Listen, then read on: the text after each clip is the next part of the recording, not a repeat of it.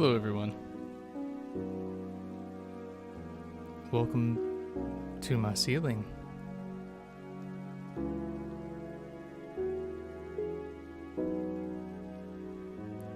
Let's see if we can fix that. There we go.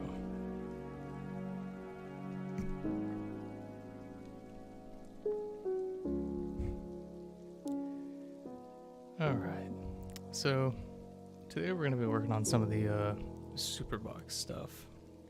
Some of these things are already done, some of them I'm still working on, as you can see. But I think we'll start off by showing off some of the things that I've already finished. Starlight's asking, did you hear Gearman? No. No? Okay, I guess I don't have a shirt.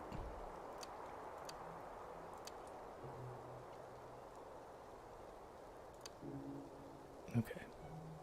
So, the first one that I want to show y'all is the one that I most recently worked on. It's called the M65A5. You know what? Let's actually get a close-up view. There you go. Need to get rid of that little red part there. So this one has some pretty cool features. All these guns were made by the Tool team, by the way. So a lot of this stuff is removable. The iron sight's removable. Stock's removable if you want to do that. Obviously you can put back on the iron sights. You can put on... That's not supposed to be there. Or that. So currently the only scope that we have available is the 12x scrap scope. And all the stocks that we have available are the stocks that y'all have access to. So this is a secondary M65A5 stock that you can put on. The original one is this one. And then of course you've got access to all the other ones that you have gotten out of boxes.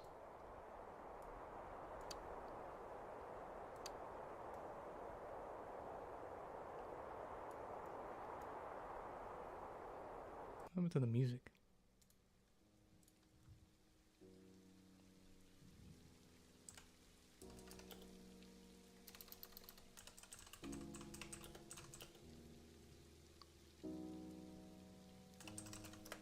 Let's get some of that new Minecraft music playing.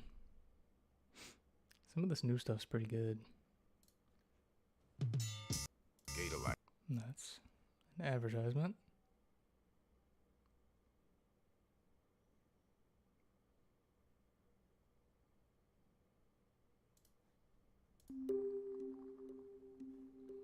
Oh yeah, here we go.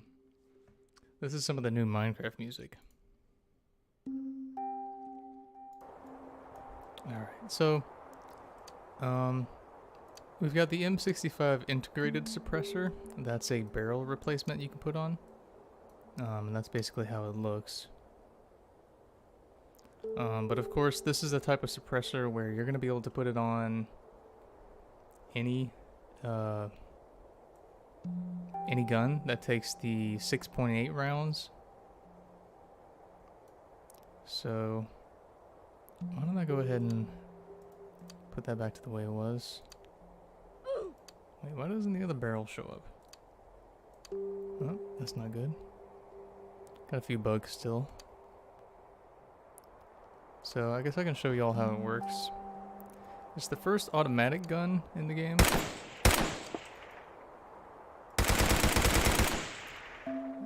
You may have noticed that we also brought back we're bringing back the accuracy setting.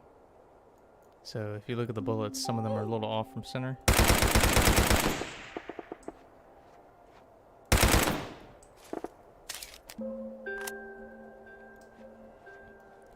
And the M65A5 has a, I'm not sure what the technical name for it is, but it has the same way of chambering as the MP5 does. So you gotta reach all the way forward and grab that bolt. So if you fire, only this chamber goes back. to spin the bullet, and then if you want to chamber around, you gotta grab the bolt all the way up there, like this.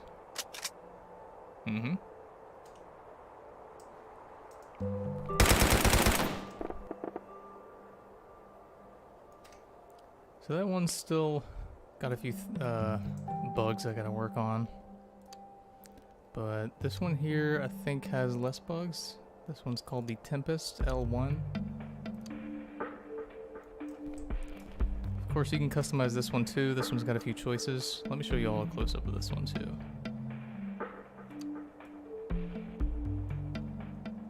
Oh hey Dukesy, thanks for the 5 pounds. I already feel heavier.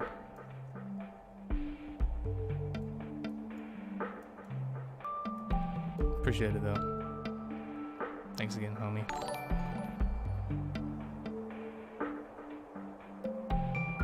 Oh wait, I missed a 35 donation from someone as well.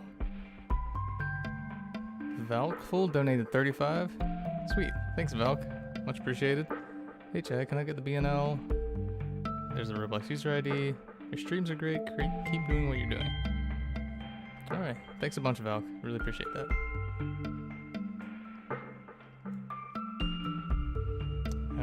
So, yeah, we've got the Tempest here. You can put a bunch of things on it. These baseball bat things are not supposed to be here. Put a scope on it. You can put all the different stocks on it. Some of them don't look perfect. This one doesn't look too bad. I think I kind of prefer this one though. And there's a few different, so you can put 2 different handles on it. This one looks a little more rusty. I kind of like that one.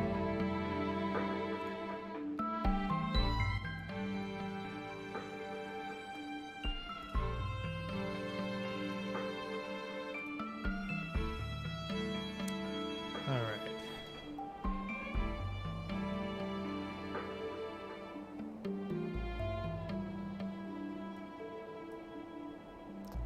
Okay, so here's some of the other barrels you can put on the gun. So you've got the M1, that's the one we got right now. You got the heatsink. I need to rename these. The heatsink, this one, I guess within the lore you can say that it's less likely to overheat. And then you got the M2, which is just a little better all around than the M1. A little less exposed. Slightly more advanced. So, I'm going to save this one. And then let's equip that one. There we go. So this gun only has a range of 50 feet, so I'm not sure why you would want to have a long range sight on it like this. But you can do whatever you want. The wasteland is free. So here's what the firing effect looks like. And you can see here on the back there's a warning light that shows when it's ready to fire again.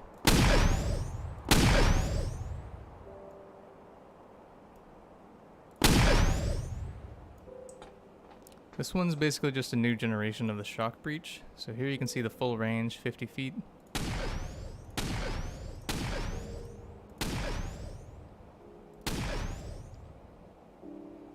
It's not a lethal gun. It does do damage to the skin, and it also stuns enemies, so it's not gonna kill anybody unless someone rolls like a 1 or something.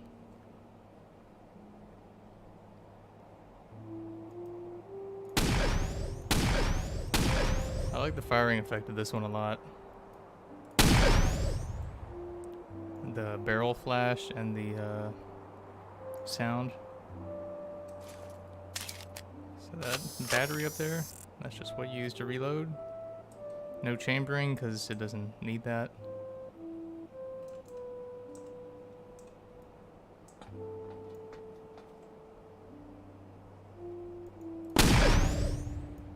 And it leaves little sparks where you fire.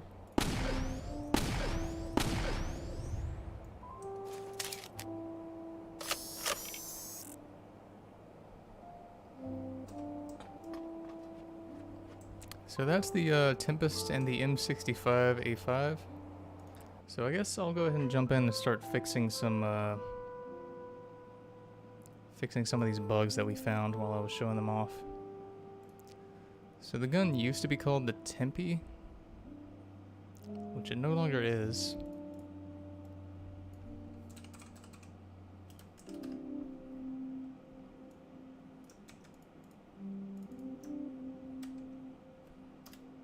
It was called the Tempe because that's where I spent, it's where I lived from summer 2018 to summer 2020. So about 2 years.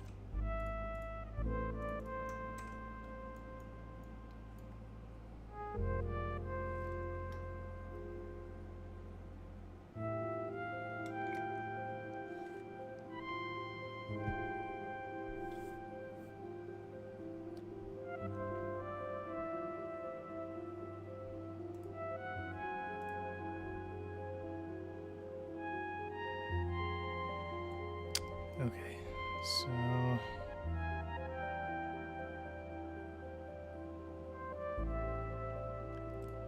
the problem here is that this when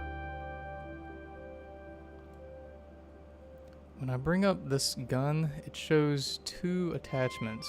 It shows like a duplicate of each attachment.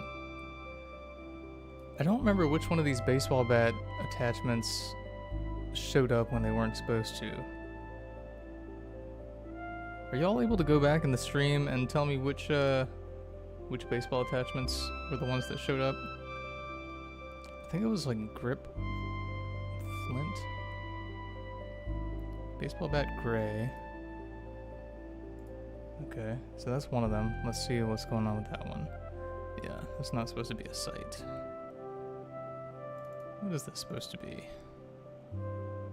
Baseball bat T. Okay. Alright, so I guess that's fixed. Flint 2, okay.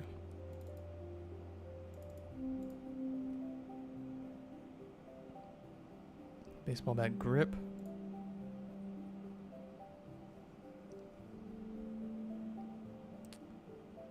Are y'all sure it was that one?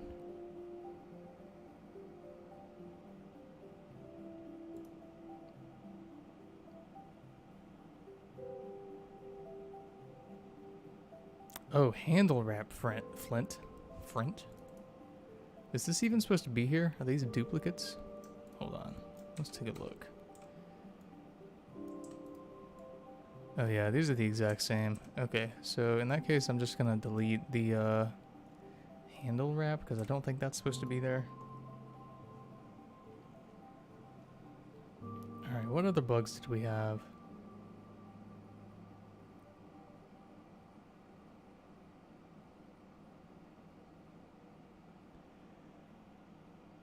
Leo's asking, will the other guns be out for other people than the Christmas boxes?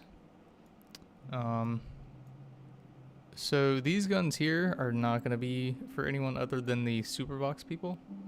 But also these 4 guns that we're putting out are not the only things that are going to be in the Superbox. There's one more that's a big prop that we're giving out as well, but that's going to be when the prop placer comes out, which should be relatively soon, because once we're done with the Superbox, we're free to start working on that stuff. So this is a project DJ has been working on over the past few days. This is a baseball bat system that he's made. We don't have the 2-handed animations for it yet, but we do have like 1-handed melee weapon animations. It's going to be kind of a situation where you can kind of just like put any top on the baseball bat that you want. Here, let me show you all how it looks. Yeah, this is all DJ's work, so props to him for this.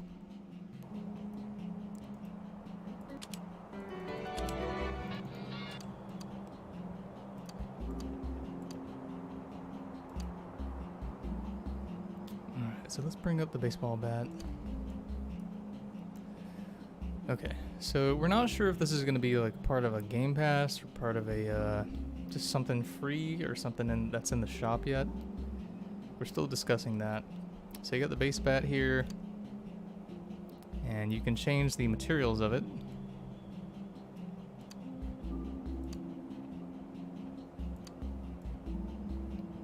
Should you choose. You can put new grips on it.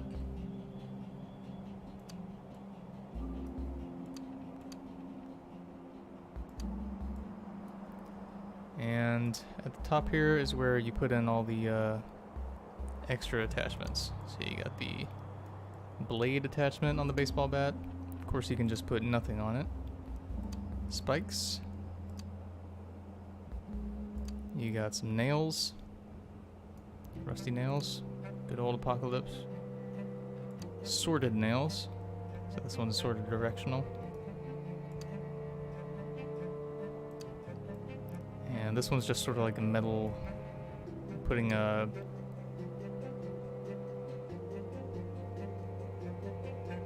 iron fist on the end. And then this is the crazy looking one. So this kind of turns it into a double-headed axe.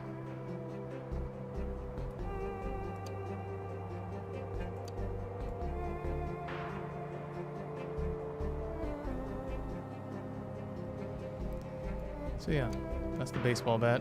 I guess while I'm testing, we can go ahead and see what bugs I forgot about.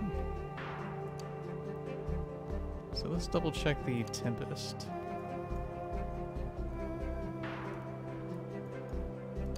So here, yeah, you got all these, that's fine. They're still called the Tempe. That's... okay, I guess because the base thing that's already in it is called the Tempe, so I'll fix that. So we got the double handle thing here again.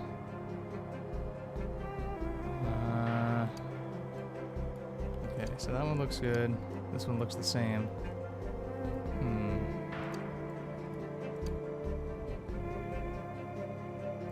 Got all these normal stocks here.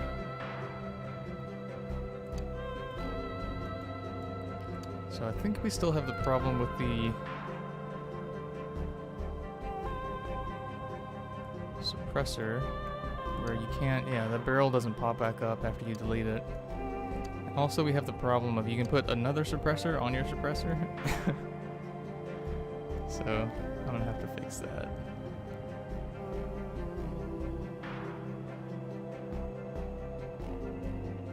Everything else seems to be okay though.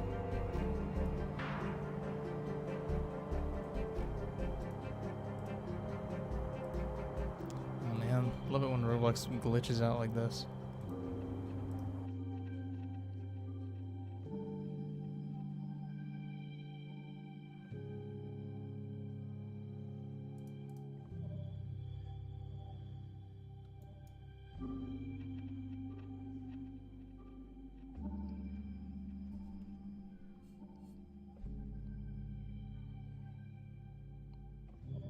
Keep the double suppressor. I'm okay with going goofy, but I don't know if I'm okay with going that goofy.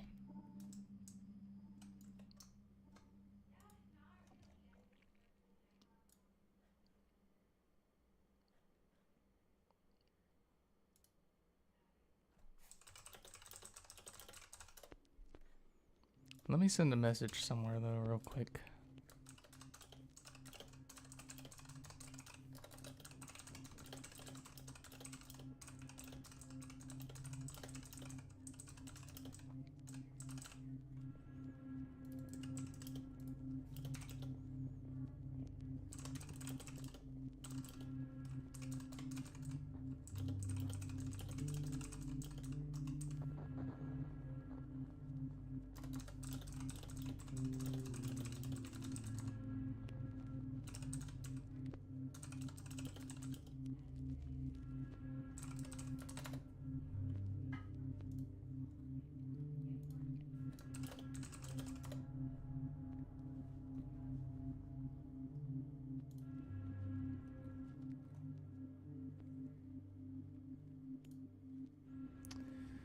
Okay, so Why don't we take a seat so I can think a little easier? Come down here. Your mother and I want to talk.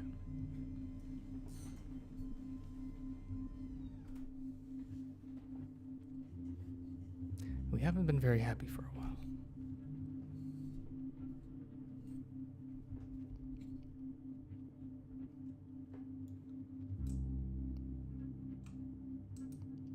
Okay, so the double, I'll show y'all the ones that I haven't completed yet in a moment. What I want to do first, before I lose track of my thought, is fix the stuff that's wrong with the previous ones.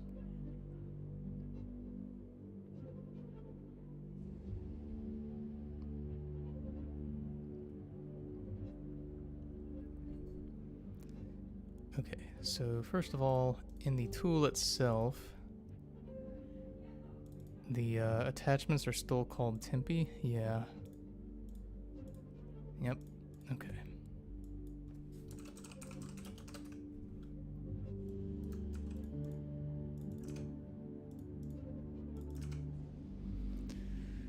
Okay, so now the thing I'm confused about is why there's two of these showing up. Scrap handle.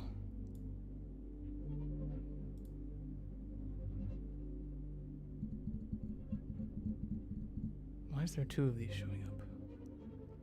Are these not supposed to have tags? Because... Okay, so the stock is completely fine. And it has the tags.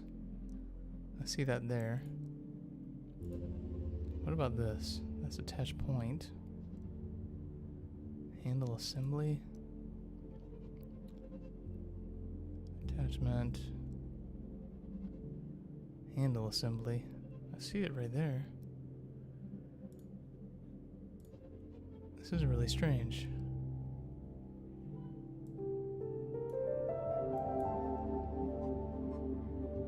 Some of these new Minecraft tracks are a little odd.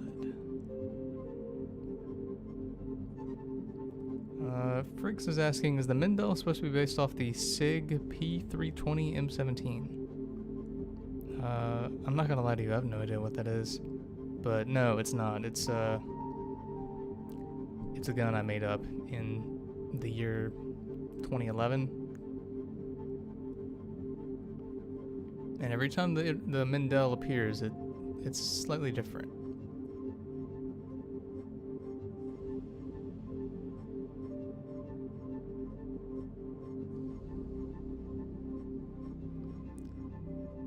Okay, so we got the Tempest handle assembly here. Scrap handle. Yep, that's all good. Why is it showing two of these? Okay, wait a second. So in other tools, if you have, let's say, the pipe rifle and the stock.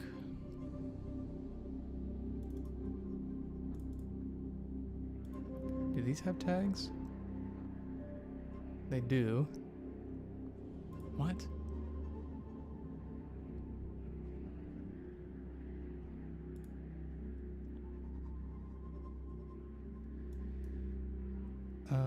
Okay, let's consult the code, I guess.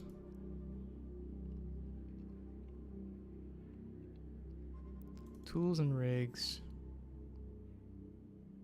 Did y'all do anything interesting for Memorial Day?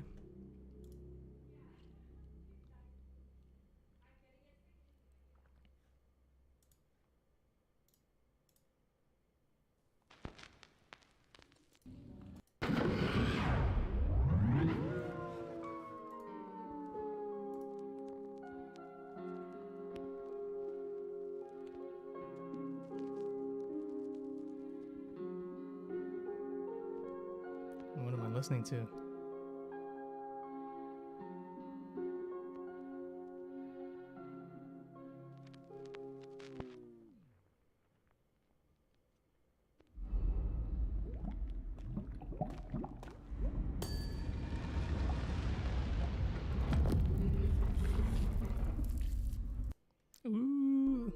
That makes me scared.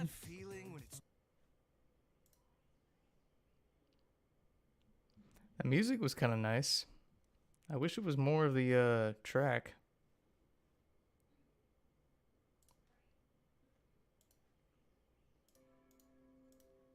Here we go. Here's some peaceful new Minecraft music. There's a lot of new music coming out since they added these new artists.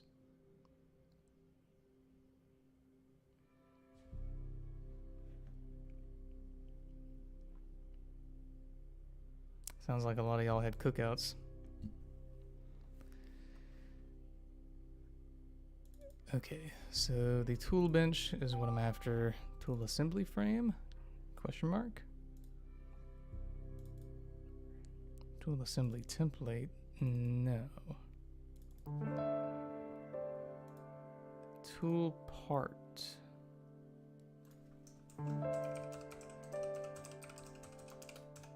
This has got to be it. Items attachment, okay.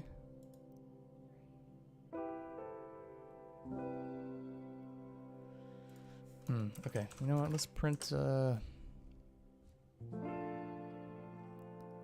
tool part, get full name, and let's see what that gives us. Hey, Don Remus donated £1.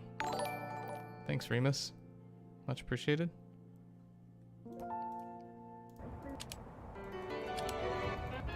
It's European hour up in here.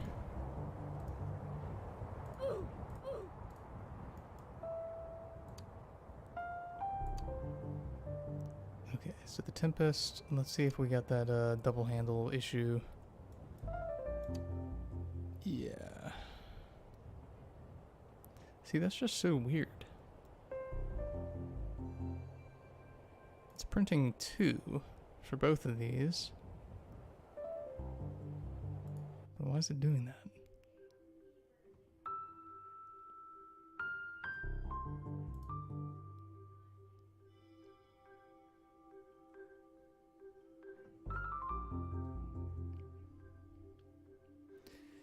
Is it doing it because the tags are there and it's assuming that because it has the tags that it needs to be added again?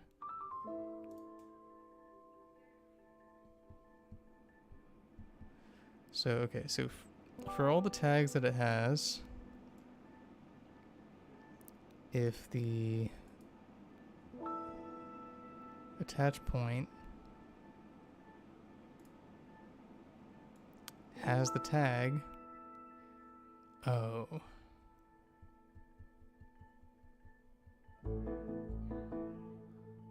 I see. Uh-huh. Okay, so why don't we put a break in here? That might actually fix our problem.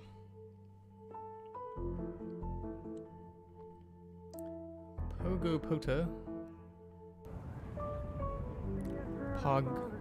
Pagabata. I feel like that's how your name's pronounced. Pagabata. Says that you need to announce the stream. Okay, sure. Let's announce the stream.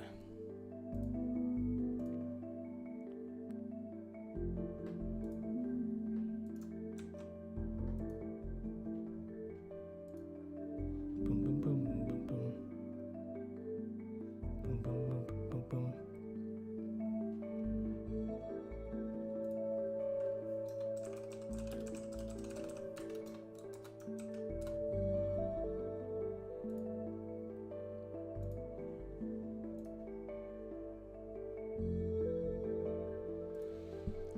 Okay.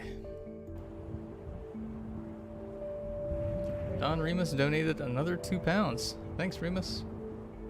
Says user ID getting risky now, so rich. Thanks for the donation. Appreciate it.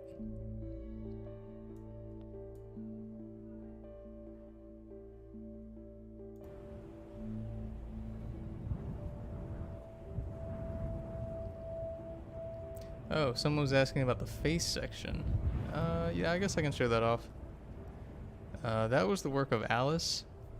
guns bullets. She's a coder on the team. Spring of the Tempest. Okay, there we go. So that fixed the double attachment issue. And I don't think there was anything else that was wrong with the Tempest. Yeah, everything's renamed. Okay. So the M65 has the super long suppressor issue.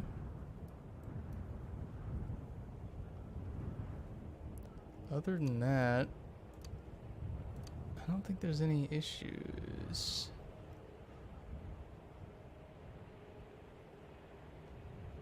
With the other places, at least.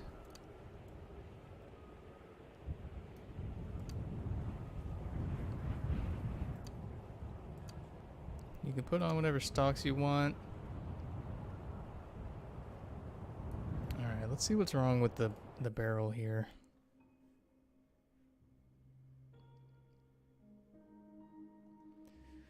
The Wendigo nerd is asking, will you still be able to get the stream exclusive in the future? At some point we're going to start doing stream exclusives probably for ATF 8 and Loda 3. If y'all are interested in those. It definitely is a lot of extra help. The donations we get for those in terms of funding for future development, those help a lot. Currently all we have is the ATF 7 and Loda 2 stuff. And I don't really feel comfortable doing stream donor items for the new game or selling new stuff when the Christmas boxes aren't even done yet. So essentially ATF 7 and Loda 2 are the only sources of income we have since ATF 8 is not monetized yet. At least, except for the Christmas stuff. So, after we finish this stuff, we're going to be able to hopefully put some stuff in the shop.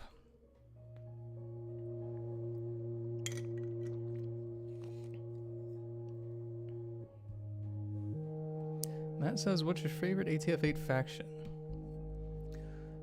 I'm not sure. I can't answer that one because all their locations aren't in the game yet, so I don't actually know which one plays the best. Currently, out of the two factions with their locations in the game, South Point versus Bargetown, or Coalition,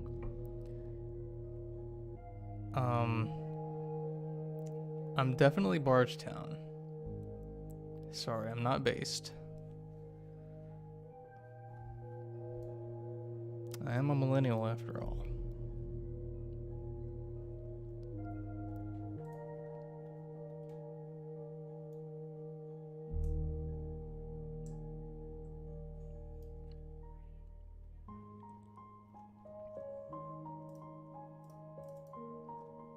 Point of view, Chad the creator runs into your home, steals your second suppressor, and runs away before you can even blink.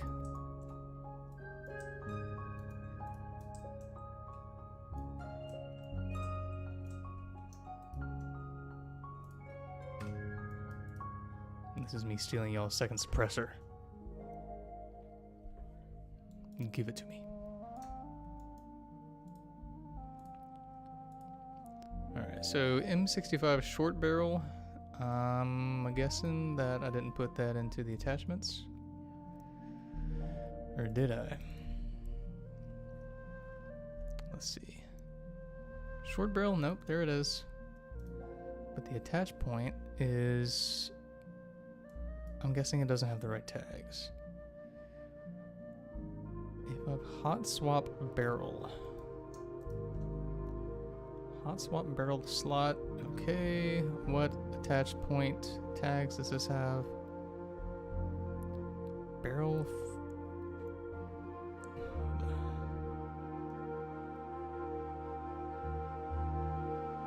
Okay, so that's not correct. Is an ad?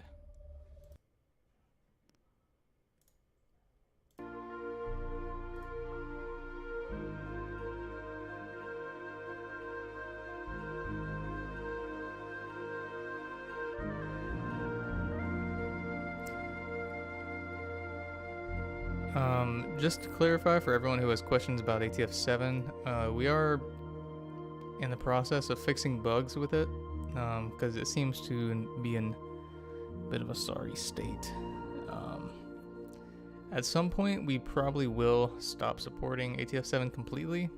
I thought that point was already passed, but it seems like there's a lot of people that still want to play that one. I mean, I don't really blame people because it does still have more features than ATF8. ATF8 is not that old, but ATF7 has had how many years of development put into it at this point? 4? More than 4? It's got the prop placer. 8 doesn't have that yet, so we'll get there. We're working on it. Alright, so this attach point should have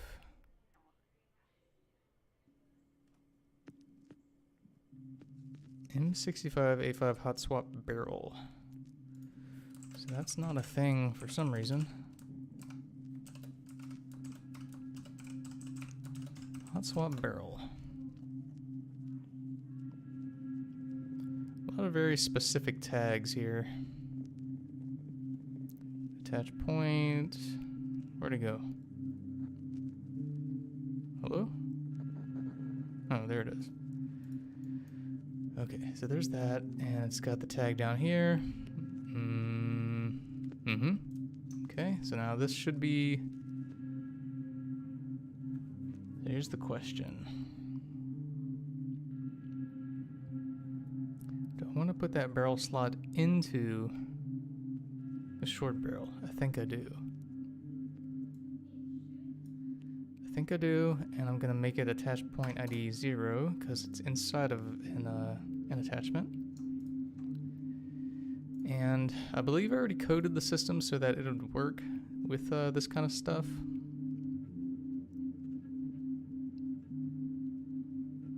And this should have attach point barrel 51. Yep. So now I'm just going to have to copy this and replace the one that's in the folder. Okay, there we go. What is this?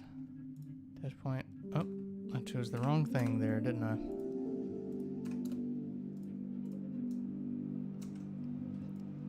Okay. Let's see about this now. Hestia is back and donated $2 US. Chad, keep the suppressor, please, we beg of you. I'm sorry, I can't. I promise I did research on this and I couldn't find anything supporting there ever being 2 suppressors on one gun.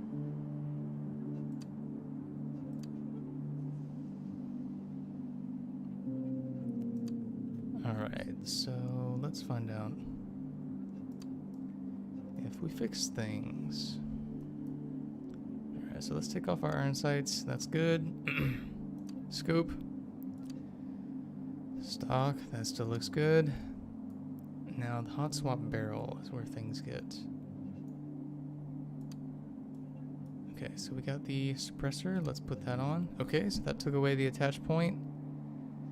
That's good. So if I add the short barrel back, yes, okay. And then you can put the suppressor on the end if you want to be goofy about it.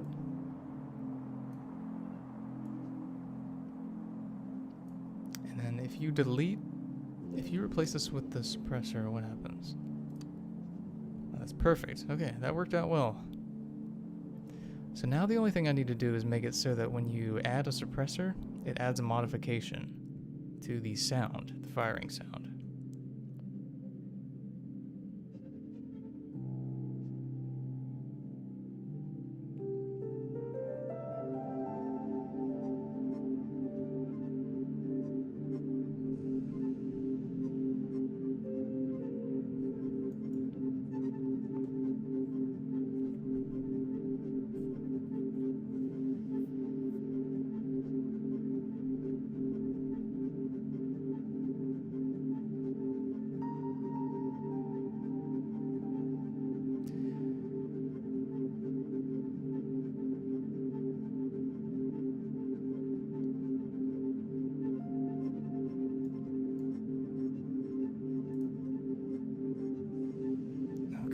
so sorry everyone, we're not keeping the double suppressor.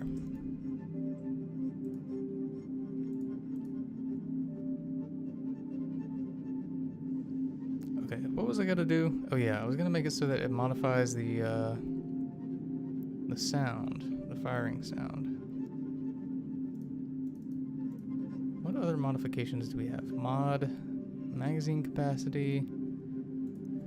Do we already have one for mod, sound effect?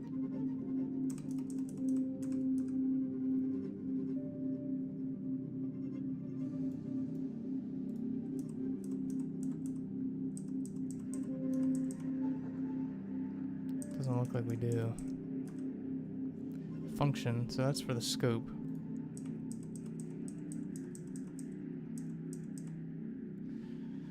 Okay, so we're gonna make a new one then. M65 extendable, no, integrated suppressor, okay. Daryl donated $5. Thank you so much, Daryl, much appreciated. We need a double Daryl shotgun, barrel. Aha. We also need a Nerf gun. Also, since people like the suppressor, you can instead make a long suppressor. That's true. Could do that. Yep, that's something we could do. I would be more comfortable with that than I would with 2 suppressors back to back.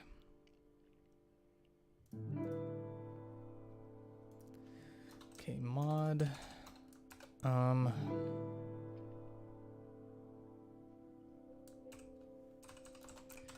Fire sound.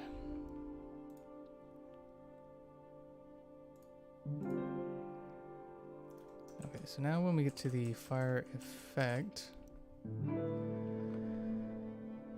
the question is, should we make it so that both the near and the far sound effects are different?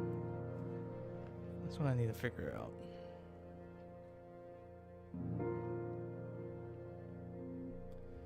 Frick says, will the prop placer be in the Superbox? So the people who got the Superbox will get the prop placer as a piece of the Superbox. So you won't have to pay for the Superbox, or the, if you bought the Superbox, you won't have to pay for the prop placer. You'll get the prop placer and the basic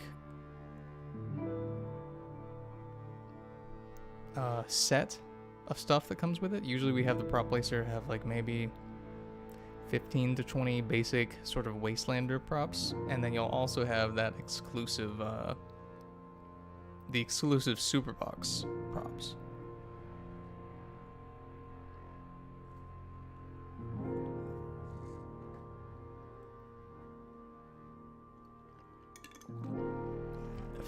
FF is asking, we just get it for free because we paid for the Superbox. Yes. Yep.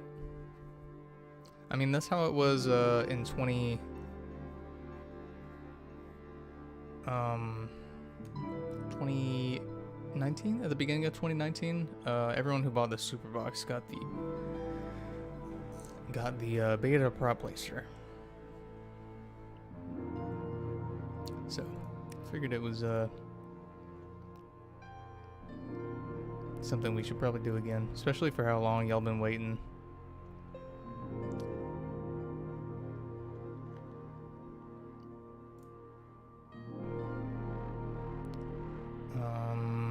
Okay, so we got the rifle fire 1 thing there.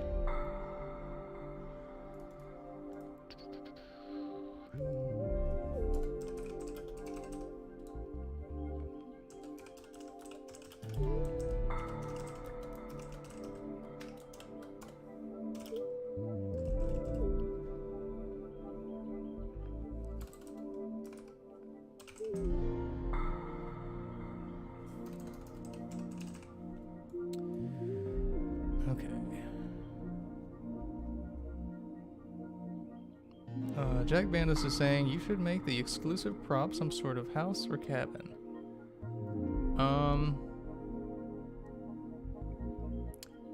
We have some ideas that we're throwing around, but that is one of the options that we could do. So I'm not going to say that that's what it will be, but that is definitely an option.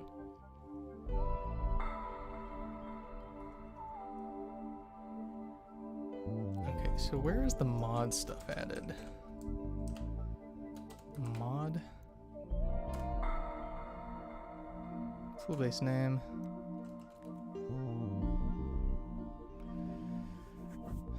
So the problem is you would need to, the code needs to search for the mod, the modification. But thankfully it's just on the model itself. So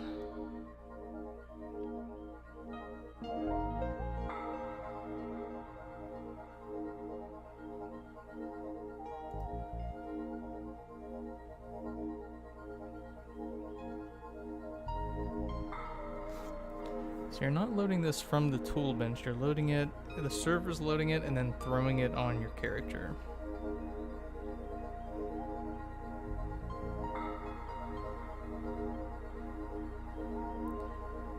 Kermit's asking, are you going to add a vehicle to the Superbox, safe prizes, or the early access items?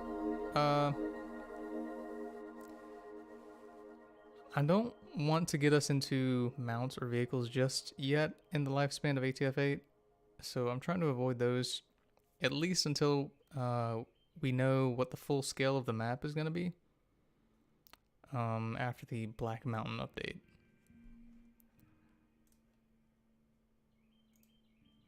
So, but after the Superbox is released, we are prioritizing the people who bought alpha access to ATF8. And then the people who got the safes. Because, first of all, it was a free thing. So we wanted to prioritize the alpha people. But also, this is just my personal view, but the people who got the safes kind of knew that they were in it for the long haul. So I felt like they could probably wait a little while longer. That's just my view, though. It's a little hot in here. Let me turn on my AC.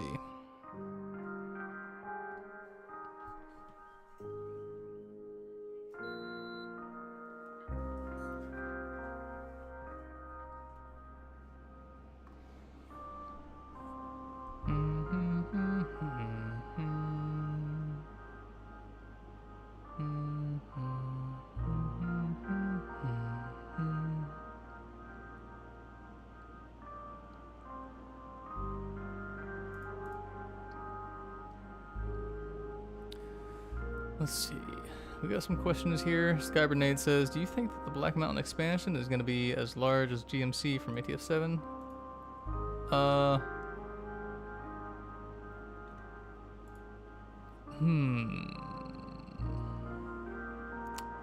So here's the thing about these expansions. When ATF7 came out, the map was really simple. There was not a lot going on. And over time, like Boulder Cove used to be very small. It was maybe like 40% of its current size. And the GNC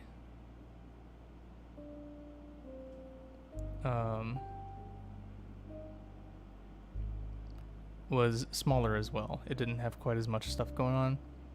So I think at the beginning, the Black Mountain Complex will probably be roughly the same size, and then over time it might get bigger than the GNC was, maybe, because although we are just starting on it, we also have more people on the team than we used to. You know, when ATF7 was being built,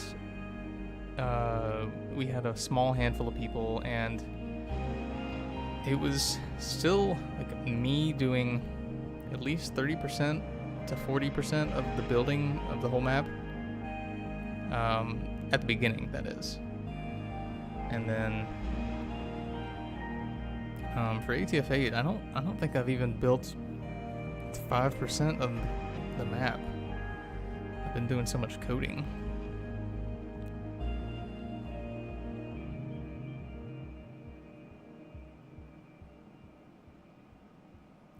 Let's see. Kumbaya King is asking, will the prop placer work similarly to building in Roblox Studio? Probably not. But there are some key features that I think y'all will be excited about for the prop placer that is coming to the new system. Some things that I've made notes of that I think people would enjoy having. So the first one is, so these are all just thoughts for now, so don't get too invested into exactly what I'm saying, because it's probably going to be similar but not exactly the same. So the first one is, when a player disconnects, probably there's going to be some sort of prompt that pops up that's like, vote to keep player 1's prop build. And if enough people vote, I'm not sure what that threshold is, the props that they put will stay even after they disconnect. And another feature for the prop placer that I've been thinking is pretty necessary is the ability to take your save files for the prop placer, and rather than just kind of loading them in, you press load and you get the ability to put it in different places around the map if you want. So it doesn't always have to load here. You can load it and then you see a visual of it, and then you can move it anywhere you want, and then you place it.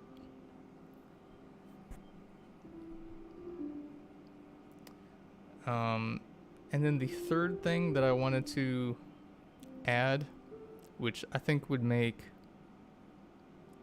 places like Bardstown a little more appealing, because I know after 6 months of role-playing in Bardstown, things might get a little stale. I want to give people the ability to initiate votes. For example, let's say someone walks up to the Bardstown Motel, and you think, you know what, this should be a fishing goods and gun shop that's 3 stories tall. So you initiate the vote and you say, like, vote to clear out the Bardstown Motel. And then everyone sees the prompt, and if enough people vote yes on it, then the Bardstown Motel building stays, but all the stuff inside clears out, so that y'all can go in and use the building to set up whatever you want inside with the prop placer. And I think it would also be cool if you have the same choice but with the building as a whole. So you could have, like, vote to initiate a removal of the Bardstown Motel, so the entire building would go away and y'all could put there whatever you want.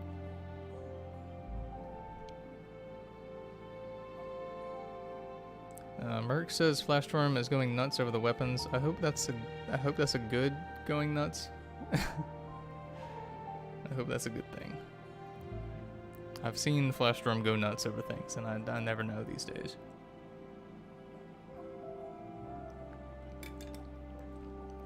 Oh, it's a good going nuts. Okay. Whew.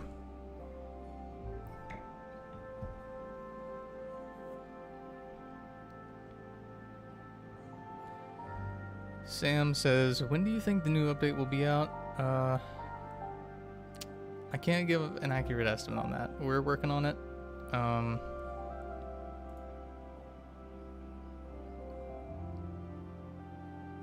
Maybe, I don't know. Let me talk with the development team real quick.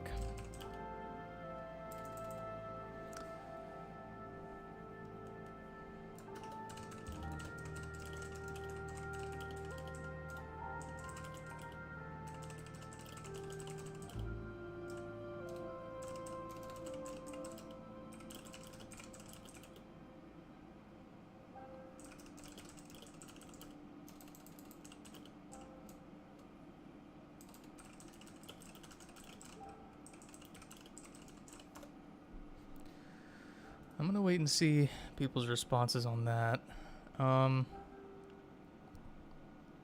Heatless says, hey, have you updated the game all by yourself? No, I have not. I do mostly code, but also I'm not the only one working on code now. We have Guns Bullets working with me. I need to stop getting sidetracked. I need to add this mod. Mod fire sound. So add tool. It's got to be somewhere there.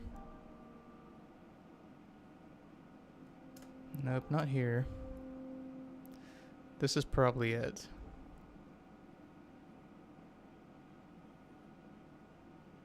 Yeah, if a tool is being added to someone, then yeah, and this needs to be done for everyone since all this is local.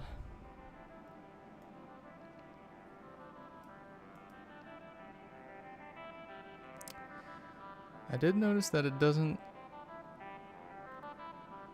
pick up attachments.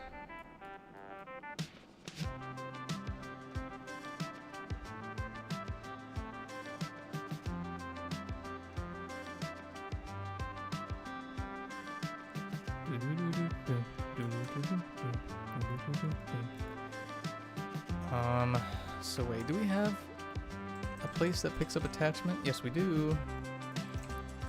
Add tool attachment.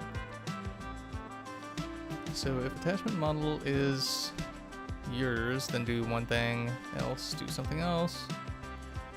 If it's in the customization room, do this.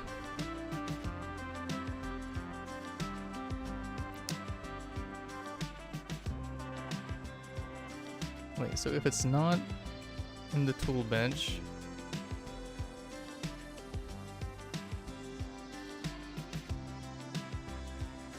okay.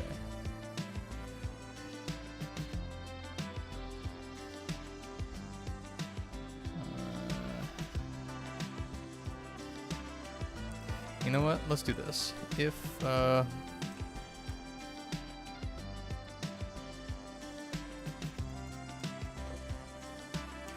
how do I find which global tool it's in?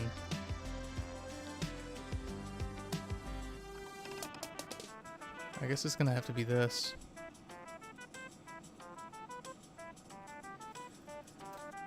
Okay, so if it's not... I'm confusing myself here. If it's in your character, then you own the gun, so blah blah blah.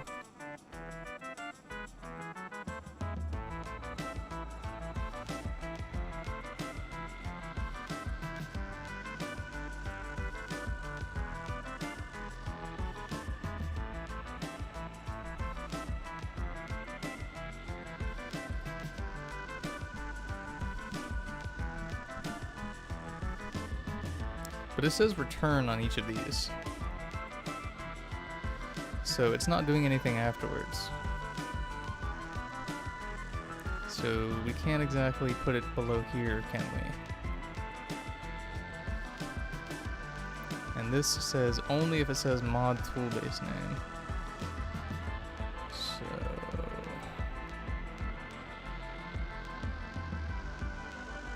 and this one also says if mod tool base name. So I suppose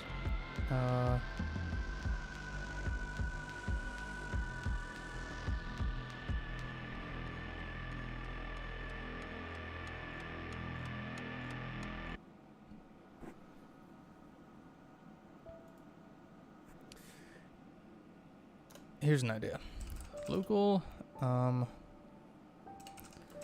mod table equals empty table for tag, no wait. How does get attributes go? Roblox get attributes.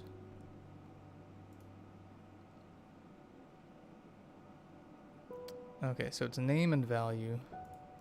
So it's a table for attribute name, attribute value, in pairs, attachment attachment model, get attributes.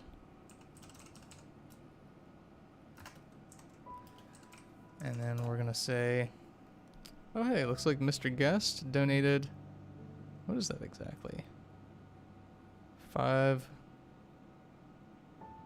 I don't think that's Australian. Is it Australian? I'm not sure. Thanks for the donation though, I appreciate it. The horse in ATF 7 was the best. Do you think there will be more transport content like that in Wintertide rather than a bunch of cars? Yeah, I'd like to.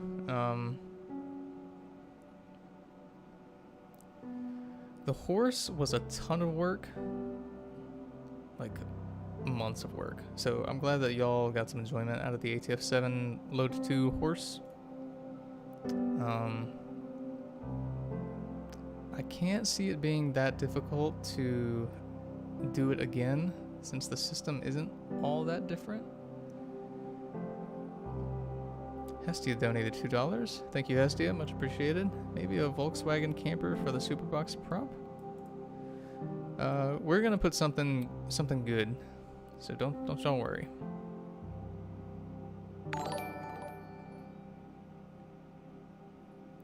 Guru says, will there be a search bar in the gunsmithing tab? At some point, probably. Just like we had to do with the prop placer. Because at a certain point, the prop placer just got so many props that you couldn't even find things that easy. String.find attribute name, and if it has mod at the beginning, then it's a modification. And we're going to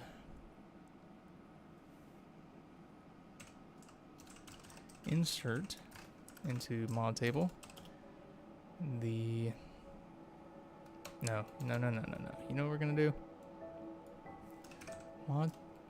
Mod table attribute name is gonna be equal to attribute value. Okay, so there's that.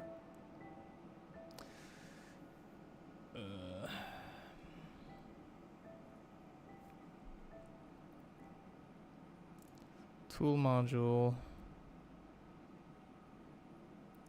So, oof.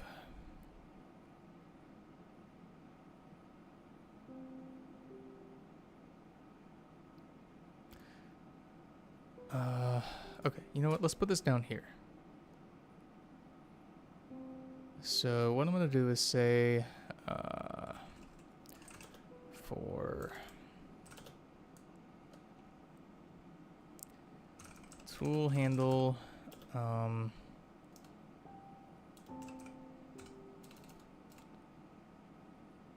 tool module in pairs, and this is gonna say, alright, looks like we got a donation from Rogue Tick, $15. Sweet, thanks Rogue Tick, appreciate that. Rogue Tick says, Gearman stares into the unexistent soul, as he does not exist and will never exist. He does no harm, as he does not exist to do harm. Do not fear him. Do not think of him. Do not see him. He sees you. What are you gonna do about that, Rogue Tick?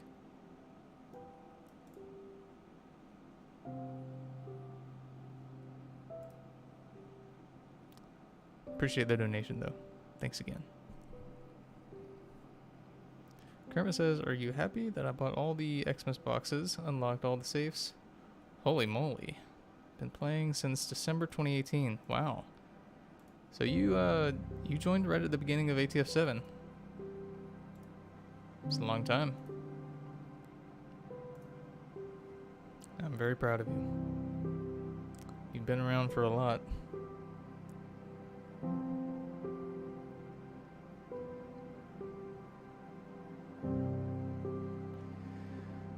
Okay, so we're gonna say module.global tools.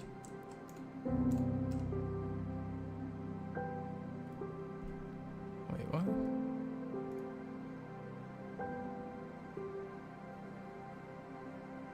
Wait a second, hold on here.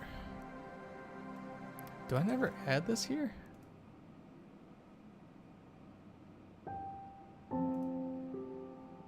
Tool slot equals new tool. Well, hold on a second. Is this supposed to be getting added to global tools? So if it's a rig container, blah blah blah. So if you own the tool, then it's gonna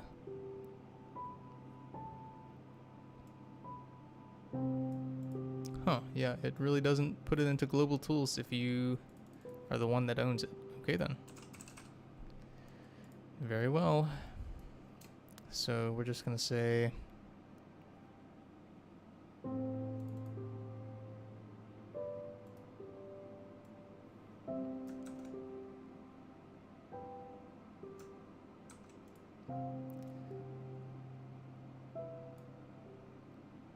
so we don't need to search for it. Okay, so in that case, we're just gonna say for attribute name, attribute value in pairs that. So I do need to search for that. So we're gonna put that up here. So you found it, do, and now we're gonna say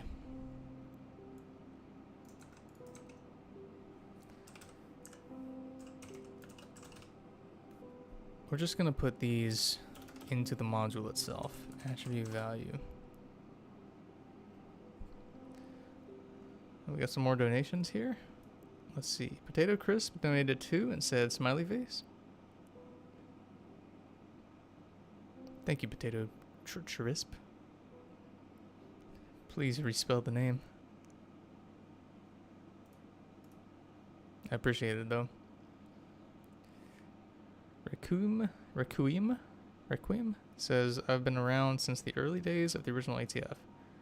And unlike most people who call themselves veterans and complain that ATF isn't ATF, I appreciate all the work you do. Well, thanks. I appreciate that. So you've been around since 2011? I feel like even seeing people from Rain is pretty rare. But seeing anyone from before Rain, be it Darkness all the way back to ATF 1, is very rare. Because I think most people just don't stay on Roblox that long.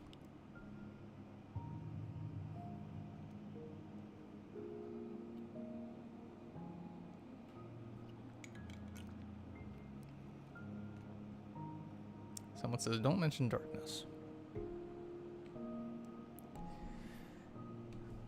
Anyone who's followed my development career up to now knows that between each main title ATF game, I try to create a non-roleplay. Some of them are sort of successful, some of them are just complete failures. None of them have been like breakout successes though. Actually, you know what? That's a lie. Between Darkness and Rain, Club Boats was a breakout success.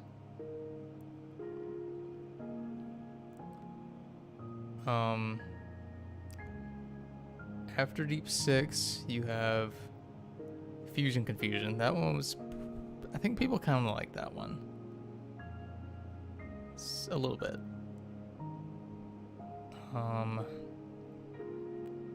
Between 7 and 8, I worked on Project Arena.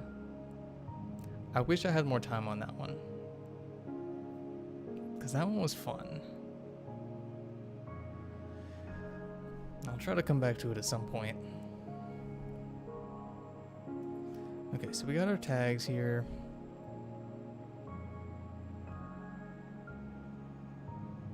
And what I'm going to do is just say down here, found tool handle.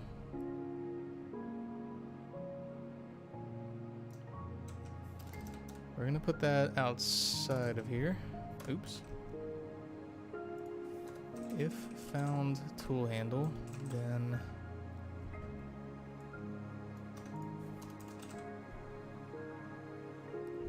we're gonna say go through here and apply all of those tags. And I think I also need to put this here because I don't know what's gonna happen if I don't. So theoretically, this should work now. I just need to apply the code on the other end as well.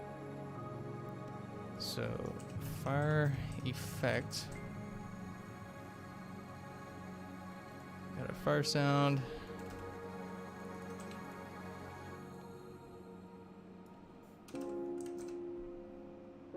Fire sound name. Okay, so if self.mod fire sound, then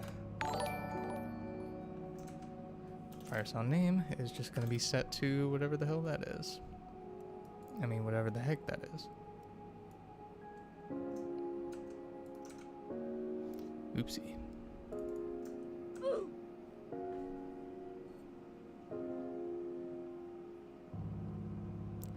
Mark Schifra donated 1,000 huff.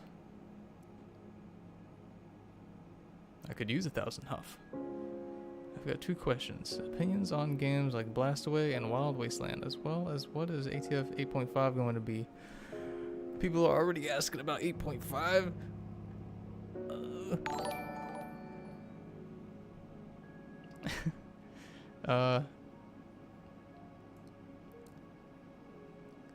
Thanks for the huff. I'm not, how much, what is huff?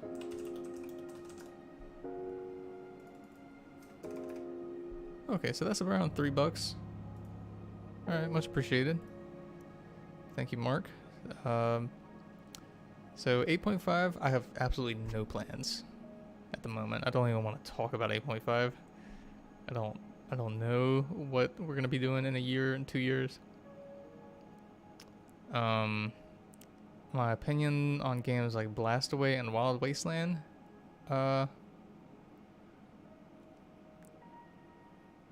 Wild Wasteland I have not played, so I don't have an opinion on that. Blastaway, I think I played one of them. I liked it. I didn't roleplay on it, but I did enjoy the map design. So, I mean, I don't know. I feel like anyone, personally, I feel like anyone who's making Wasteland roleplay or serious roleplay in general on Roblox is not my enemy at all. They're my allies. Because there's so many other things going on with Roblox, like city-based RP games, or games like Jailbreak, or outside corporations coming in to fund games and buy games out. I feel like if we spend time fighting with each other, we're gonna get washed away. So I have no negative emotions towards either of those games. So Groot donated $25. Thank you so much, Groot. I really appreciate that. It's very generous of you. Hello, Mr. Chad. I would like to thank you for introducing me to this genre of games. You've definitely had a great impact on my life during the past few years. My user ID is there, and I like the Alps. Thank you. All right. Thanks, Groot. That was a sweet message. I appreciate that. It makes me happy to hear that the games have been an impact on you in some way. Foamy Bob donated 5 and says, big fan of ATF and Loda. Got a question about ATF 8, which is, will it be mobile friendly? Yeah. Yeah, I mean, I'm already getting there because it does work on mobile now. We could put in a little more work. And of course, the prop placer is going to have to be mobile friendly as well. So My only worry is that mobile devices tend to not have much RAM, and ATF8 is definitely a RAM titan.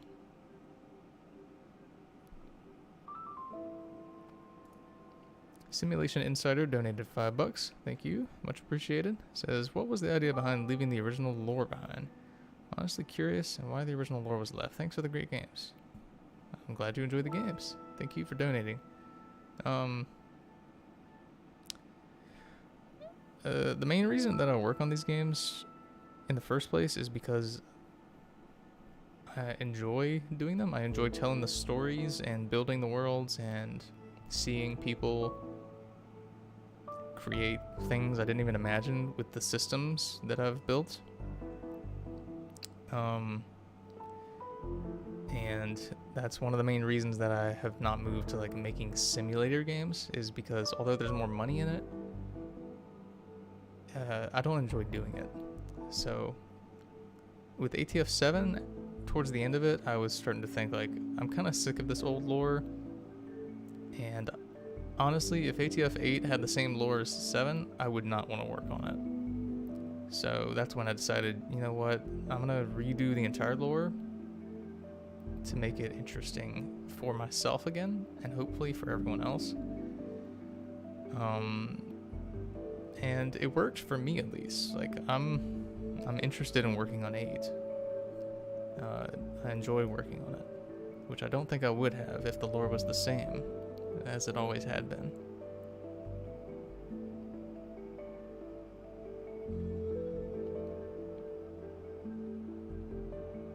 Plus, I wrote that lore when I was... How old was I? 16? Yeah, I was 16. In 2011. So it was from the perspective, that lore that we had in ATF 7 all the way up to the end of 2021 was from the perspective of a 16-year-old. Which, not to say 16-year-olds are naive or anything. I was naive about world, politics, all that stuff.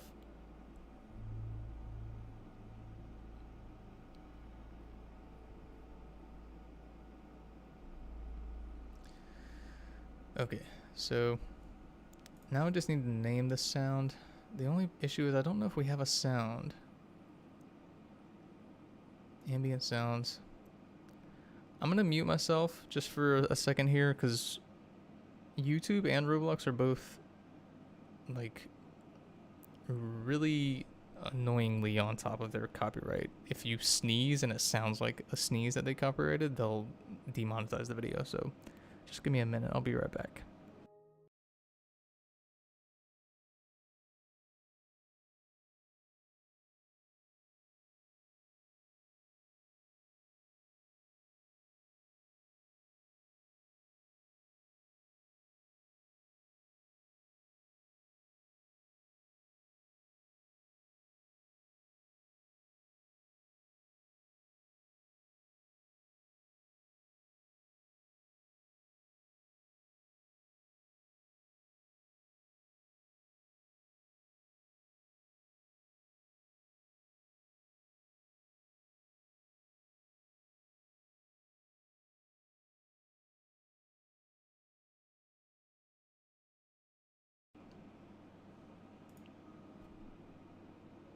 Okay, we're back. That was quick.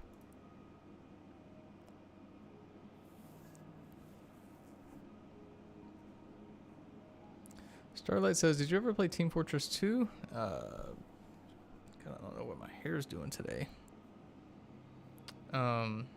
Yes. Yes, I did play Team Fortress 2. I still occasionally on and off play it. There are some games that I sort of don't play for months on end, and then I just come back to for a little bit, like Team Fortress 2, League of Legends, Onward VR. I don't know if any of y'all played that. Breath of the Wild, I guess. Minecraft also. I still enjoy playing that quite a bit. I think, honestly, most of the games I play are my own. Just because I enjoy the games. I like playing them. There's always something interesting going on. Someone's getting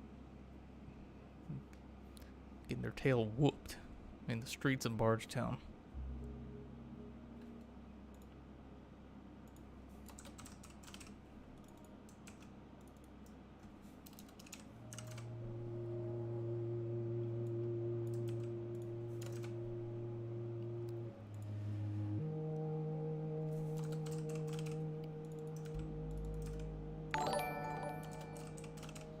Okay, so let's add this mod as well. We're gonna call this one Pistol Fire Distant. Yep, that should work. Pistol Fire Distant. Attachment. Let me get this done before I lose my train of thought. Pistol Fire Distant. Integrated suppressor. Mod. Fire Distant sound. Pistol Fire Distant. And then the other one was, crap, what was the other one?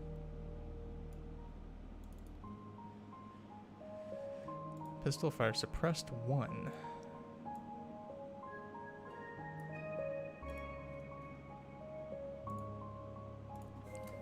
Pistol Fire Suppressed 1. Okay. Alright, here's the moment of truth. Let's find out if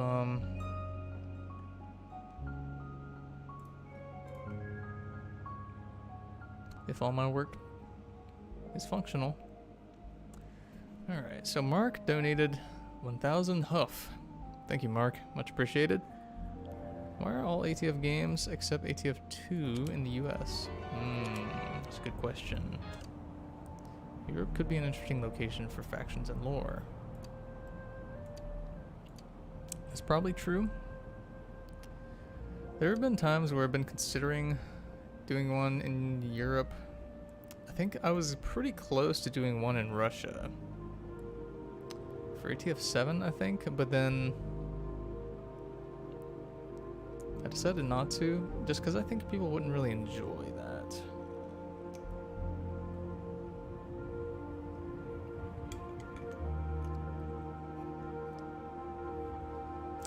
Yeah, Roblox is having shirt loading issues right now. For some reason. Hair all over my face. But the unfortunate fact of the matter is that these games are my income now, so I can't exactly experiment as crazily as I did with previous games, because ultimately, if I experiment and throw care to the wind, and people don't like the game, then that's my food and rent money down the drain. I can still experiment though. I would consider Wintertide to be a pretty big experiment. Hopefully it pays off. Because ultimately I do still enjoy experimenting. So let's put this on here. Let's deck out this gun. Get rid of the iron sights. That's yucky. Let's put on a crazy looking... Sure, why not? M65A5 scrap.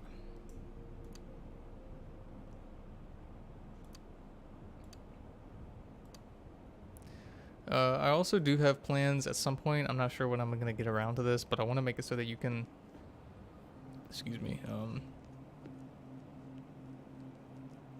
equip tools that you've built directly from the tool bench instead of having to go between these, like save it and then go here and then equip it, because I feel like that's a little annoying at some points. Bach is saying One of the problems with having an ATF in Russia is probably the player base. You would be a fair bit of trolls running around with vodka and AKs. Exactly. Yeah. Unfortunately, you see it too.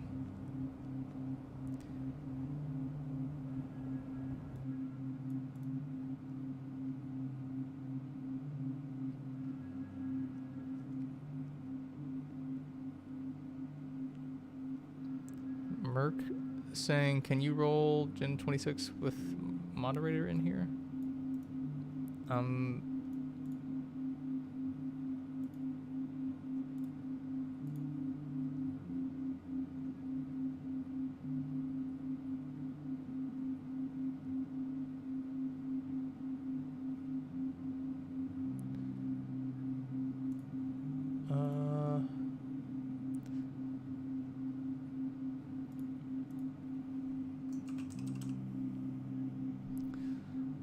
Okay, so... Oh, sorry, cool guy. I didn't know that your actual Discord user was not cool guy. That's a little confusing. Why would you do that to me?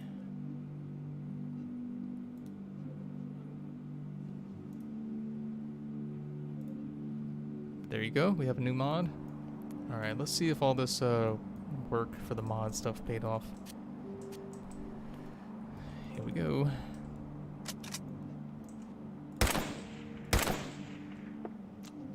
Nope. Nope, it didn't work. Okay, so... why didn't it work?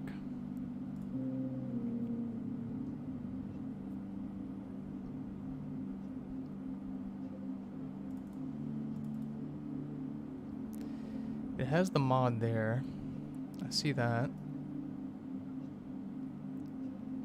So I guess I'll go look at the code again for if a tool is added to yourself.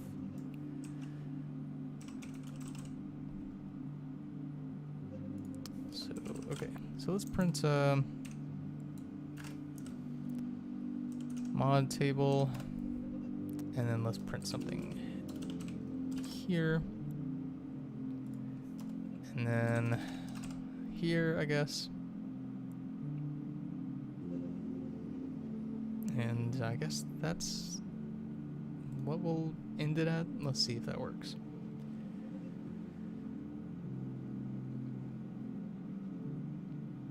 Duncan is asking, please tell me what class you main in TF2. I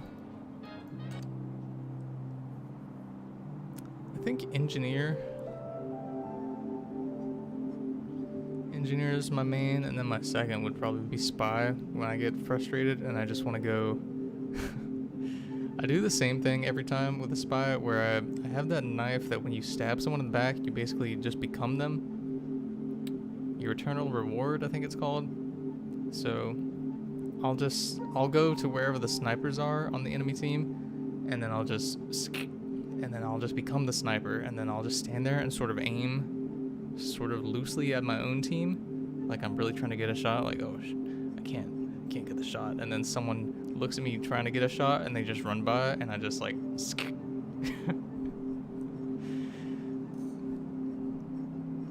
Number one trick I learned is always run in the same direction as the enemy team if you're disguised.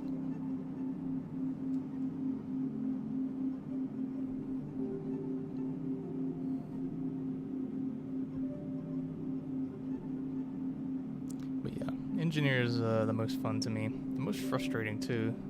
Trying to build up stuff and every 3 seconds you hear a zapper.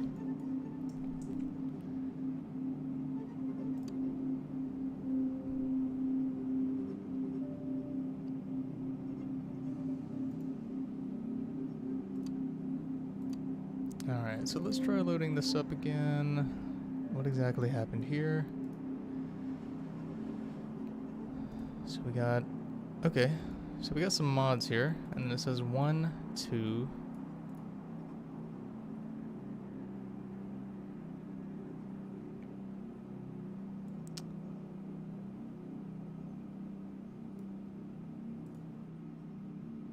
So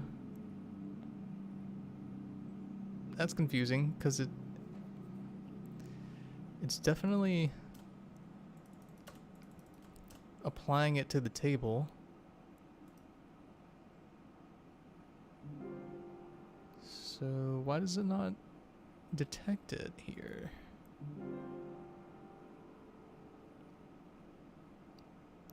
Mod fire sound.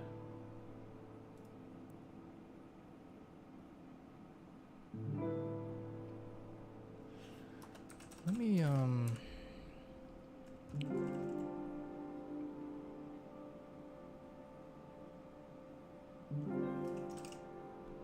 me just try printing that and see what happens. Lemon Guy says, will there be guns for people that bought the ATF-8 Alpha? I can't make promises on guns. I mean, there will be guns, but I don't want to say how many guns, and I don't want to say which guns.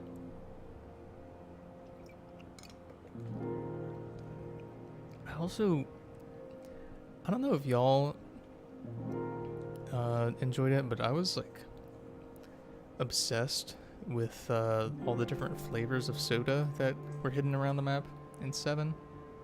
I don't know if y'all also enjoyed hunting those down, but I want to do that again. I want to add that to 8 with Second Sun soda.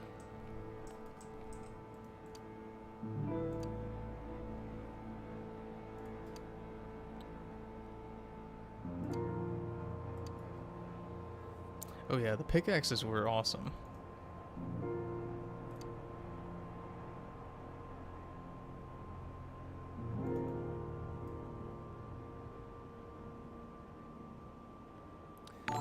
Wesley says, Westeel says, is there a chance the rigs will be fixed? Because for some reason, some rigs are broken due to heights, and I can only load one of them right now if I scale down all the way.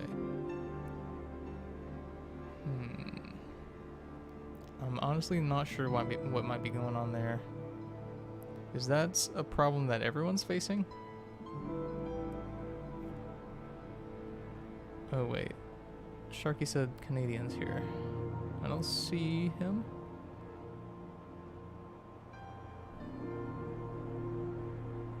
Oh yeah, Starlight recommended bobbleheads or attachments. Attachments is definitely something that I wanted to do, like,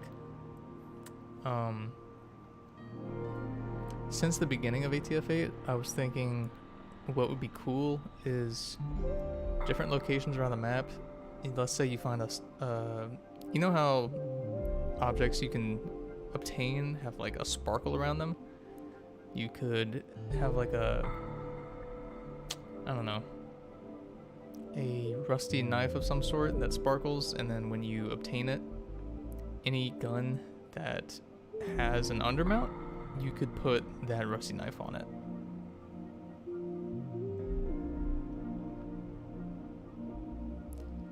Mark donated 1,000 Huff. I now have 3,000 Huff. Thank you, Mark. Much appreciated. Whatever happened to the UN and ATF lore? I don't see them or mentioned anywhere. Did it just get banned just like in Fallout?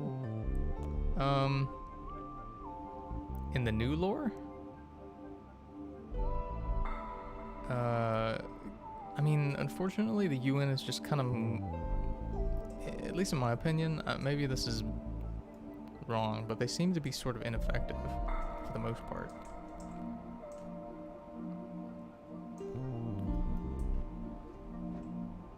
Ooh, that was a weird animation thing.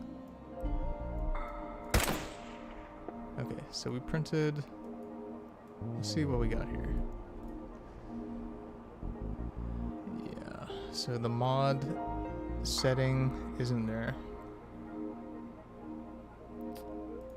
So that's confusing.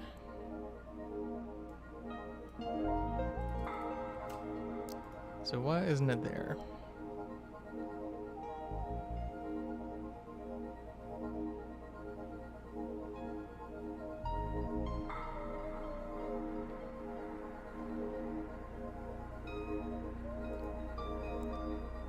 Tool module.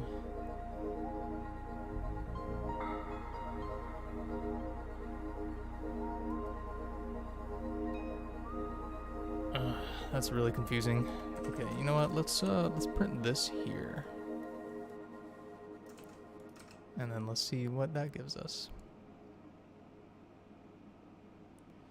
What still says, IDK about everyone, but it started with the kit update. One of my rigs loaded all weird, but after I scaled it down, the smallest it loaded normally.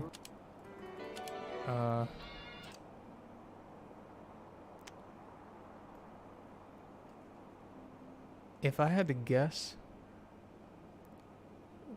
that was me fixing an abusable scaling bug, and one of your meshes in your save, if not more, may be over that limit, and that's why it's not loading. The limit for scale, I believe, is 5 by 5 by 5.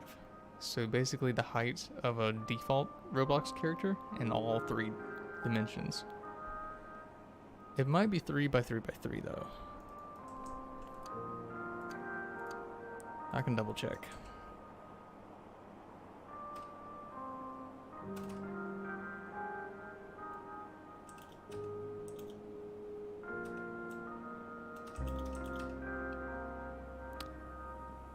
Yeah, I think it's 3 by 3 by 3.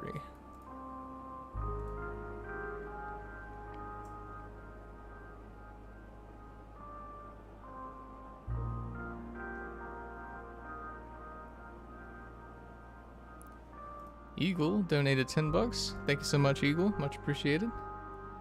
Eagle said, what's your opinion on how Eldritch mutants have gone? What was it that made you want to replace the biomass as well? And final question being, will security droids ever be something other than plastic? So I guess in order,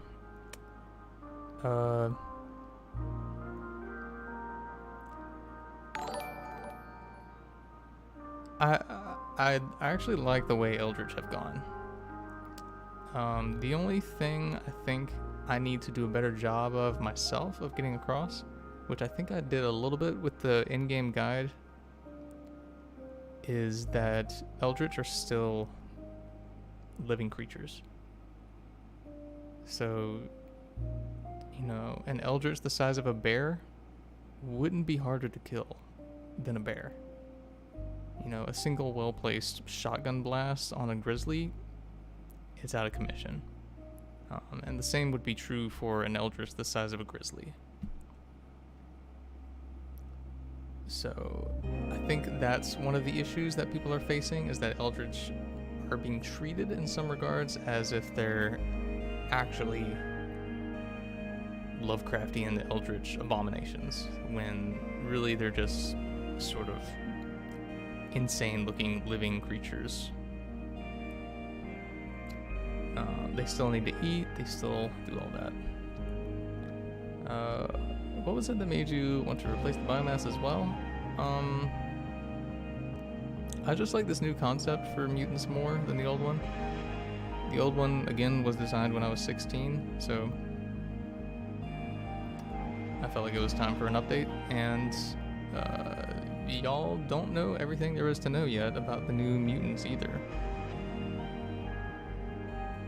I was gonna say something else, but I'll leave it at that. And final question being, will security droids ever be something other than plastic? Yeah, so combat droids are made of stronger materials. Most of them were decommissioned or scrapped, but they will be playable in some capacity, and not just for factions and staff members. So keep an eye out for that update, because the staff team and I came up with a plan that we feel was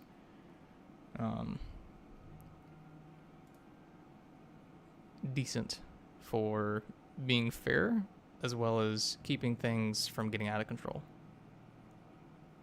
But again, that solution is not quite in the game yet. Alright, Canadian, there you go.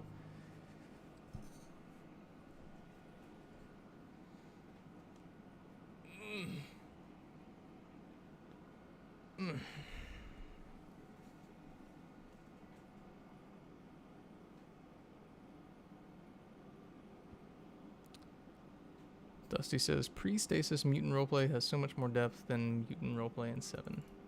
Yeah, that's what I was hoping for. I'm glad that you have gotten some enjoyment out of that, because I also felt the same way. I wanted mutants to be more fun, because previous system, at least in my opinion, didn't feel fun. It just felt like a... I mean, if you think about it, mutants were designed for the old lore when I was 16 in ATF 11. So, sorry, ATF 1 in 2011. So, think about the mutants in ATF 1 and what they were designed to do within the gameplay of ATF 1. Do y'all remember what mutants did in gameplay in ATF 1? I'm curious how many people know.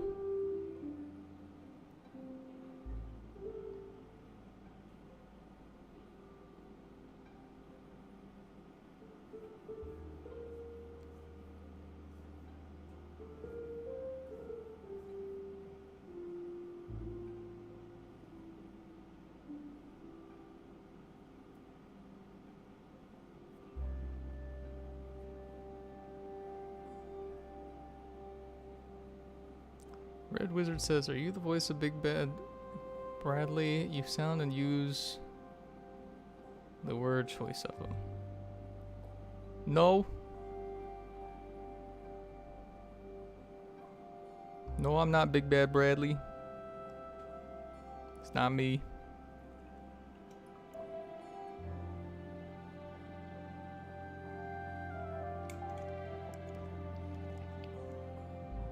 I don't go to music night.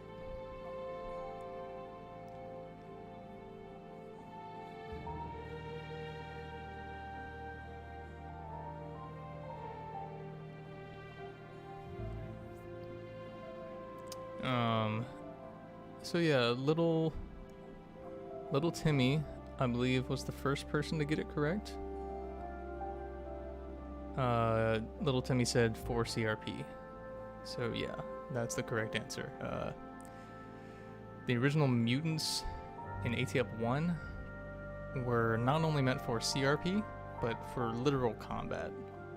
Because ATF 1 and the majority of the lifespan of ATF 2 were actually combat games. So you would roleplay, but occasionally someone would run into town and literally kill people. Like, they would take your health down.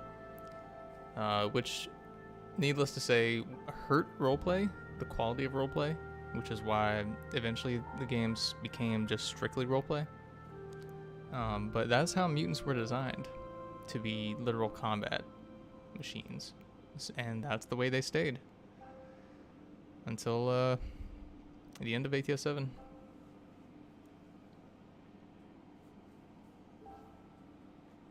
Lemon Guy says, I'm going to go. See ya. Alright, see ya, Lemon Guy. Dusty Bunny says, were those deaths permanent? See, that's the thing. It was mostly like 10-year-olds playing, and if a mutant just runs into town and just sort of like instantly takes your health down to 0, I don't think anyone really... I don't think there's anyone that would not void that, because that's just insane. ATF 1 and 2 were insane.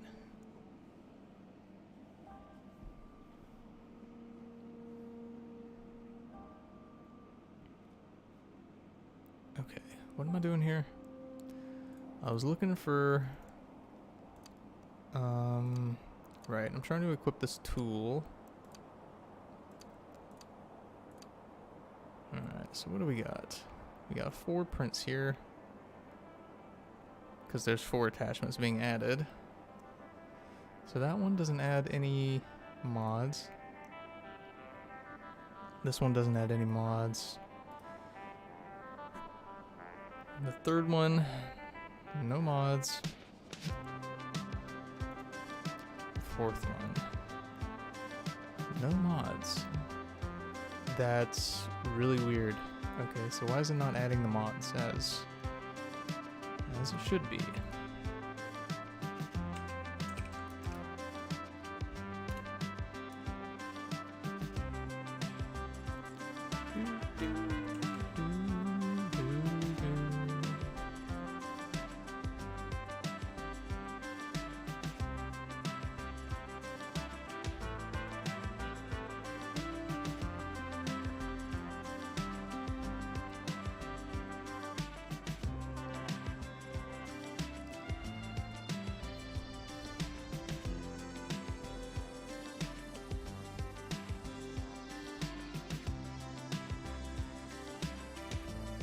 So let's see, setup tool module happens when exactly? Is this only local? Add tool attachment. I mean, it happens here, so... And it happens there, so it's not only local. Let's see, what else is going on in the chat? Not Kev is asking, when you announce the update in the second image, there's some sort of city.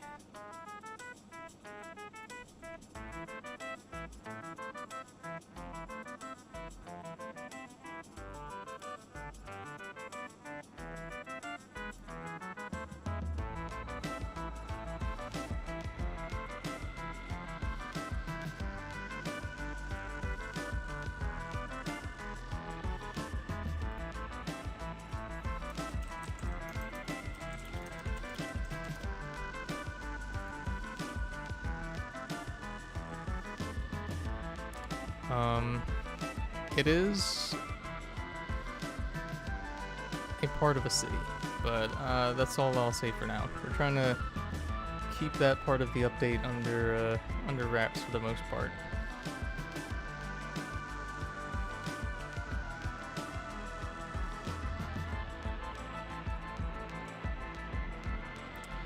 Don Remus is asking, will we get to see the Superbox stuff on the stream? Yes, actually, that's technically what I'm working on right now.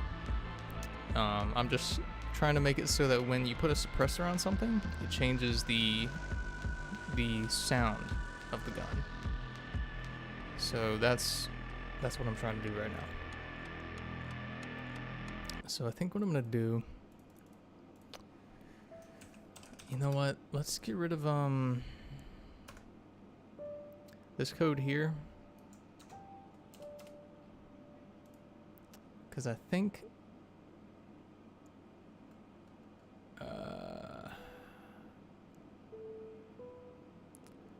we can stand to get rid of this here and put it in the other location.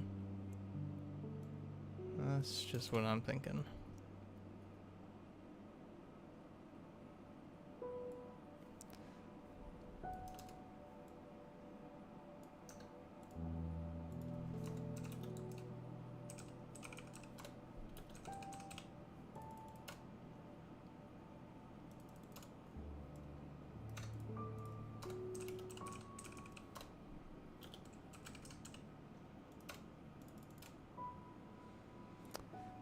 Okay, so at the other place where there was the mod thing, let's yeah. Unfortunately, I may have to go case by case with this thing, since mods are very specific.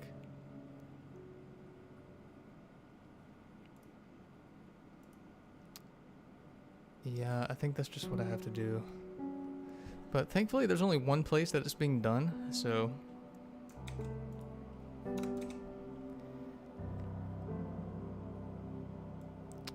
I guess I'll just stream a bunch of these here.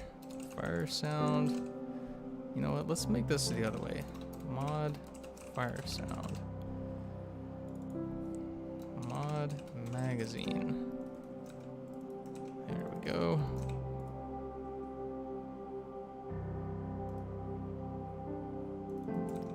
Fire sound. Okay, so now what the heck happened there? Fire sound. So now I'm just gonna say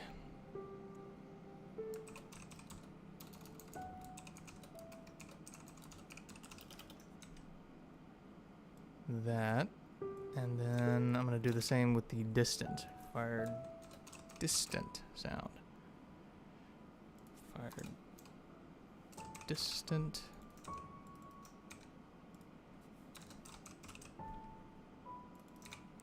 Okay, so mod fired distant sound and mod fire sound and mod fire distant sound. Okay, let's see if this works now. Welcome to my workshop, everyone.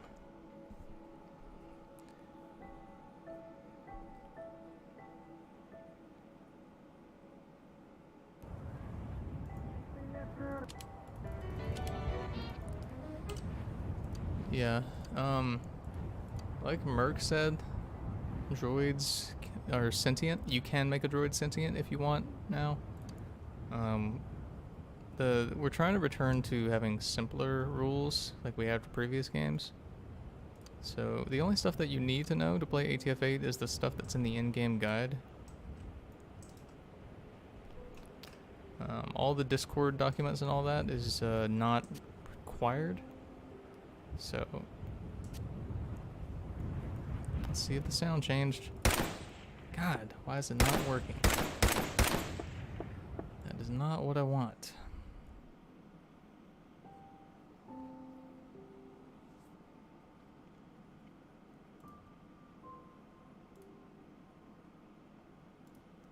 Tool module.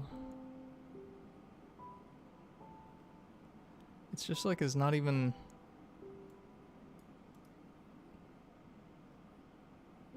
It's not even accepting it as a new attribute.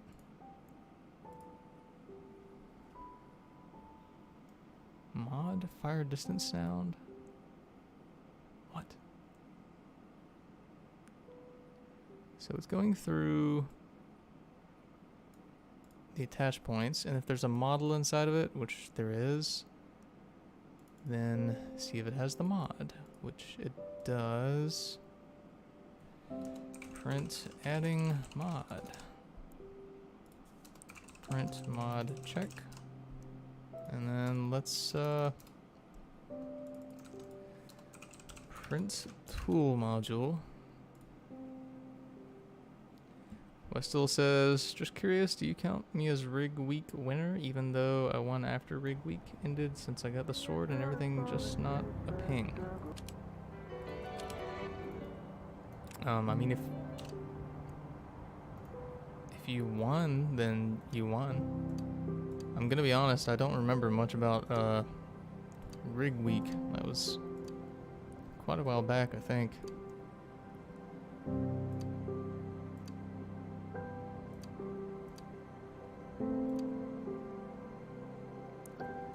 Alright, so it says mod check and then adding mod. And then it just doesn't add it. Oh wait, there it is right there. Fire suppress 1. I see it. Okay, so... Wait. Why did it work that time?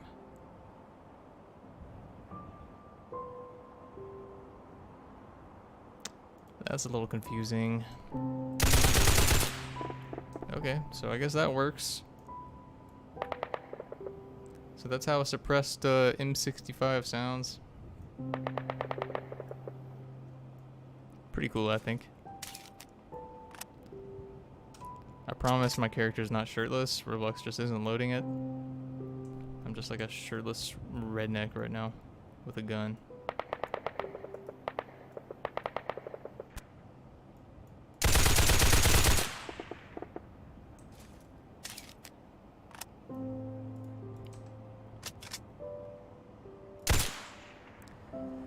Rock says, doesn't sound too suppressed. I'm trying to go for the more realistic approach to how a suppressor sounds. Which everyone thinks a suppressor sounds like pew, pew, pew. When actually it just sounds like this. Like you're taking your rifle and putting a coffee mug on the end of it.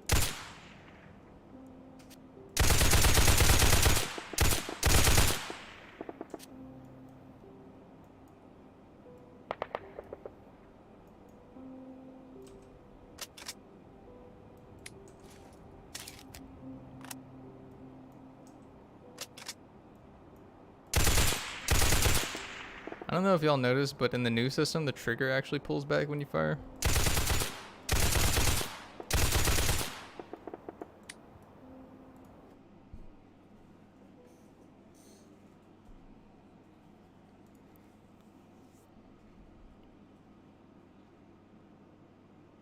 But there's one thing I do need to fix, which is the trigger animation, I think, stops every single loop, which it's not supposed to. Where is that? I'm guessing that's down here in fire effect.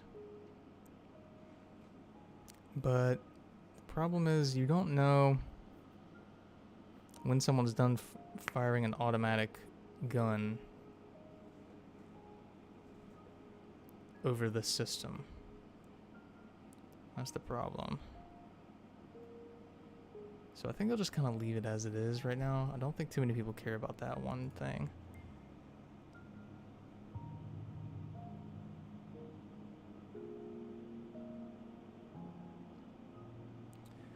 Kermit says, suppressors are meant for the lower muzzle flash and help people who use a suppressed weapon keep their ears from bleeding. Do suppressors really suppress the muzzle flash? Because I thought that was a flash suppressor. Y'all help me out in the comments. I'm not sure. I thought those were two separate things, and sometimes they're integrated together.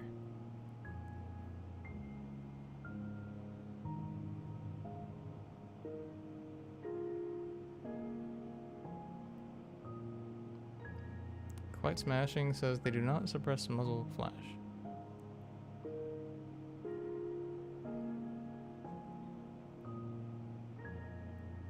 Okay.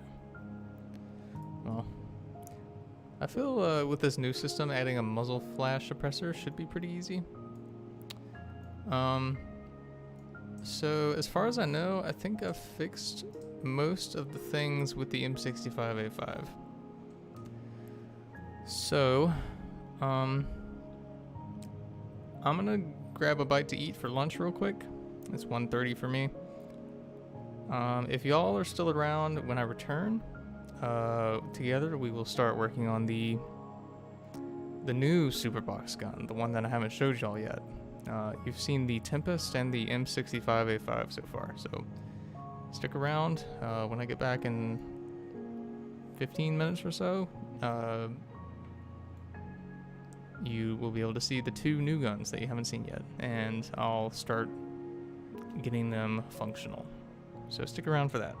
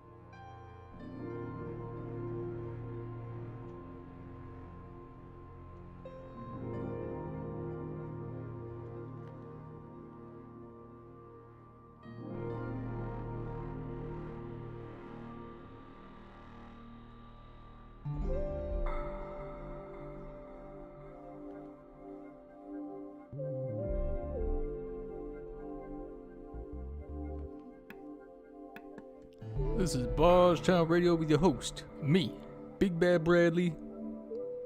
Let me have your ears.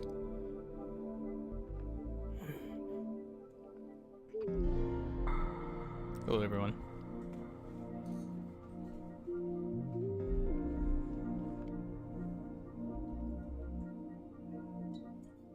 I had a chicken wrap and a kombucha.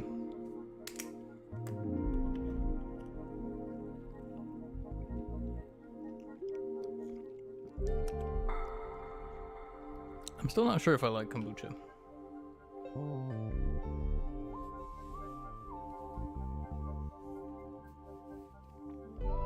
Brock says, any sauce on the wrap? So the wrap had tortilla, black beans, rice, chicken, lettuce, cheese, and ranch. Personally, I feel like that's pretty solid.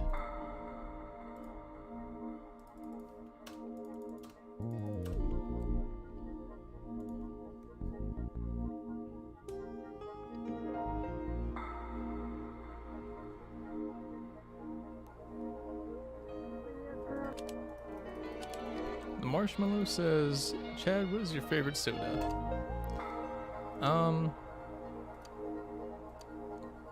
Unfortunately, my favorite soda is actually no longer produced. Does anyone here remember Dewshine?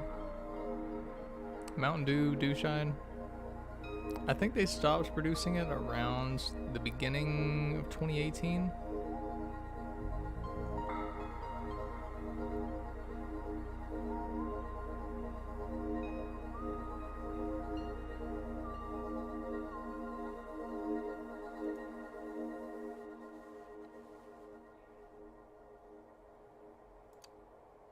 I just want to test the M65 just once or twice more, just to make sure that there's nothing weird going on with it. Okay, so I guess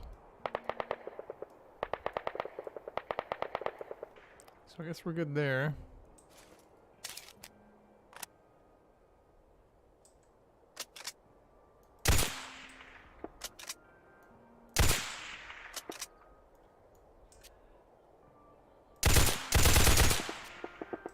Okay.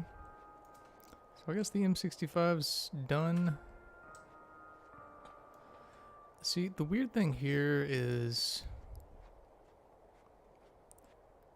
the equip animation goes bananas if you are, let's say, unequipping, and then you start walking while it's unequipping.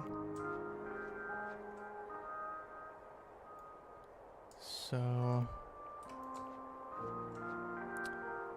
I think I know what I'm gonna do.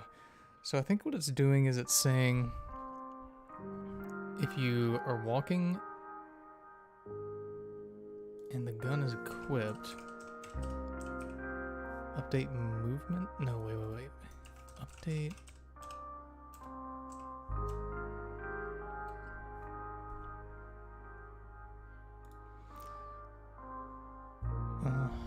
Okay. Tool, new animated state. That's what I want. New animated state. Okay. Okay, so what's happening here? For the tool animations, if it's a movement animation and not a continuous animation, and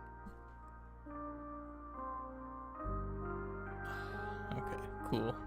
Glad that happens.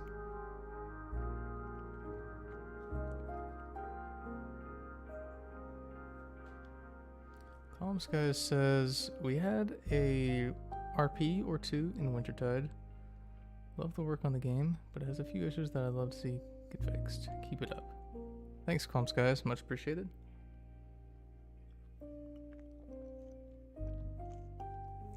I'm doing my best here. It's just me and guns coding this game.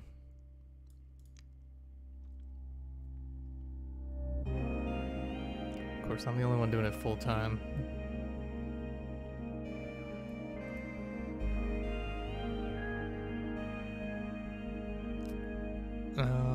Okay, so if it's a movement animation and it's not continuous and it's not a special case animation, then it needs to stop. Which I'm wondering if that equip animation doesn't have the proper priority on it. So I guess we'll find out. We're looking for long gun equip.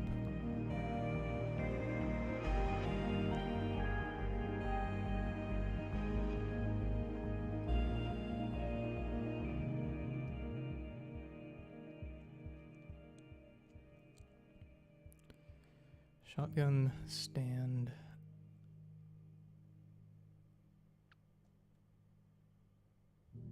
Stand unequip, stand equip. Alright, what's the priority on this? This is a movement.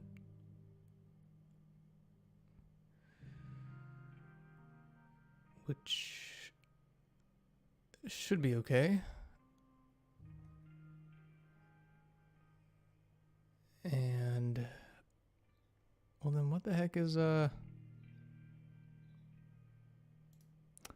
wait a second. Medium gun.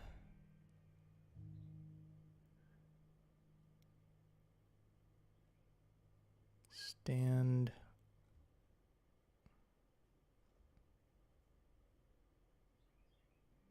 Okay. What is the priority on this one? Action. Oh, there's our problem. That should not be action. Okay. Yep. Alright, so that's pretty easily fixed, thankfully. Alright, now I promised to show you all some of the new guns that we've got going on here, since we have finished, for the most part, as far as I know, fixing the other two. Aaron says, why does your hair look exactly like your avatar's? I made my avatar look like my character, and that was probably around mid-2013 when my current Roblox avatar look came into creation.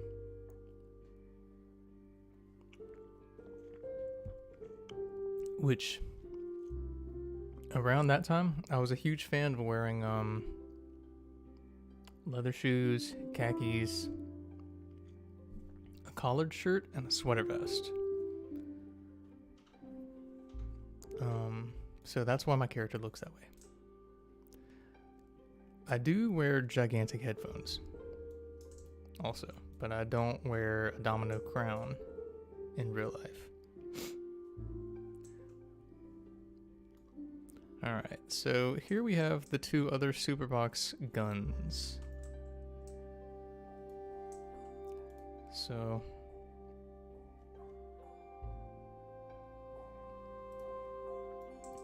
the one on the left here, there's a few mesh things I need to fix with both of these. But the one on the left is the Vostok. It is a railgun. A pre-war sniper railgun. And then the one on the right is called the Super Focus Plus. And, oops. This one is a laser gun, and it's actually, it clips onto the Antec, just like the scatter attachment does. So the handgun piece of the Antec fits right in here. And, yeah, it's basically, it turns it into a long-range laser rifle rather than a laser pistol. And of course, you'll be able to put these scopes onto other guns if you want. So these won't just be limited to these. I did start work on the Vostok over here, working to make the attachments functional. So we'll go ahead and continue with our work on that.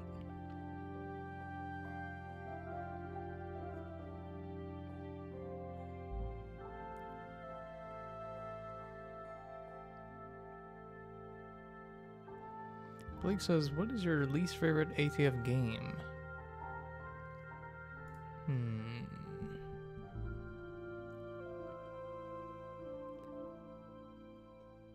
My least favorite ATF game is probably Osaka.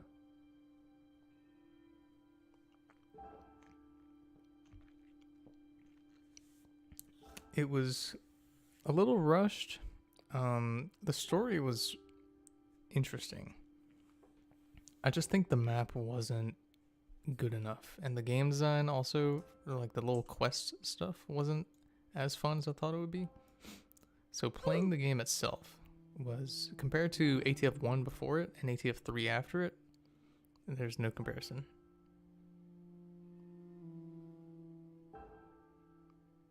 Alright, see you, Capybara. Okay, so the attachment system is a little delicate. So we have our top rail and our bottom rail stuff here. We are going to need to make a new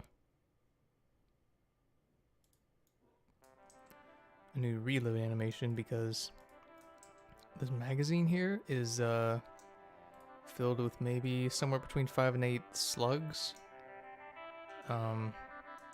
which get blasted out of the railgun, and it's on a position in the gun that has not been done in ATF 8 yet.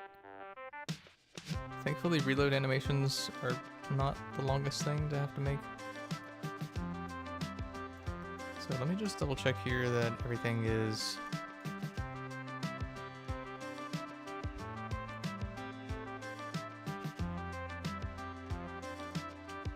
okay. So the scope,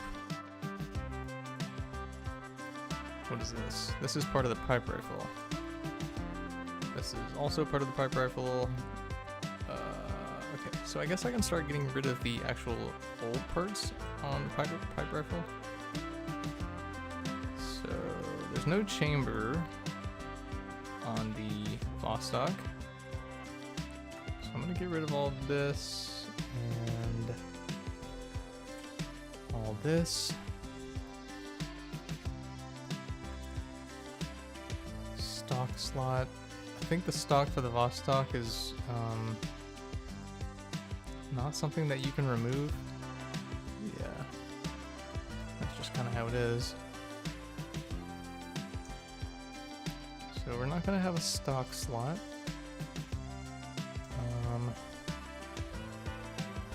Four stock slot, no. Chamber part, no. What is this? This is the grip slot. Nope, don't need that.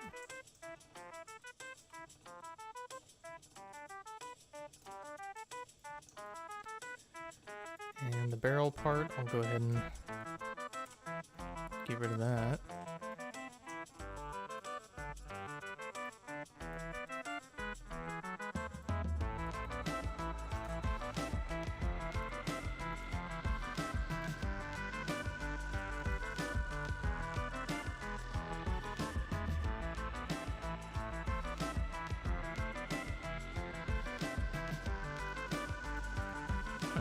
I think I'm ready to start grouping these together. So I'm gonna move that over. This needs to go here.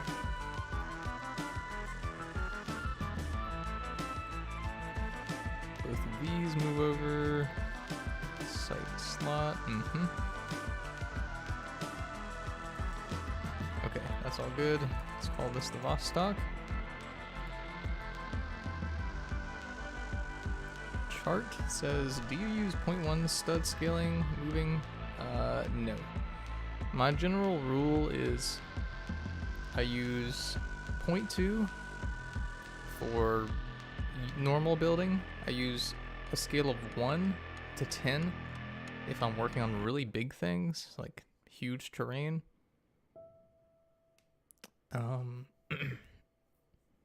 And I go lower than 0.2 if I need to make really specific things like handheld tools that need smaller increments. But for normal building, I would not recommend going below 0.2. You're gonna confuse yourself, and your building's gonna not fit together as well as you hoped.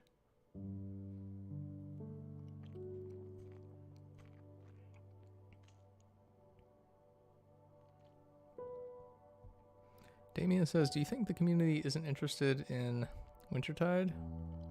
And what's your opinion on copied ATF Mirage files? So I've said my opinion a few times on the stolen ATF7 file. If y'all are really curious about it, you can seek that out. I've sent this message that I typed out to a handful of different people on my reasoning behind not supporting those. I appreciate the owners, George and Ford, of the previous copied ATF games for working with me and being understanding of the situation. As for not being interested in Wintertide, I don't think Wintertide is not interesting to the community. I think that as Wintertide currently stands, it is a little undercooked. ATF7 has 3 years, something like that, under its belt currently of full development. So it's got the prop placer. ATF8 does not. ATF7 having the prop placer is a major advantage over 8. And while 8 does not have the prop placer, I think 8 suffers quite a bit because it's a double issue, because ATF7 is a little more fun, I think, for people currently because of the prop placer. But also 8 was designed specifically to work well with the prop placer, whereas 7 was not. So 8 is actually missing a core piece of its gameplay currently. But once the prop placer comes out for 8, I think it's really going to open up some things, because Bargetown itself, according to what I explained earlier, is going to be different basically every single time you walk into it. Is the motel going to be there? Who knows? Is the burger joint in the middle going to be replaced with a fighting ring? Could be. So yeah, 8. When I made 7, I didn't plan on the prop placer being a thing.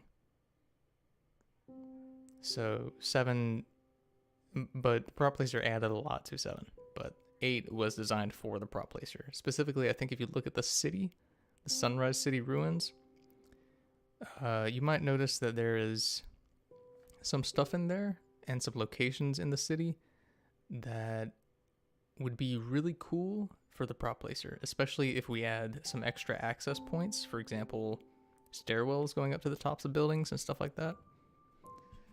So, yeah, ATF8 is missing a core piece of its gameplay currently, but we're getting close to being able to put that in.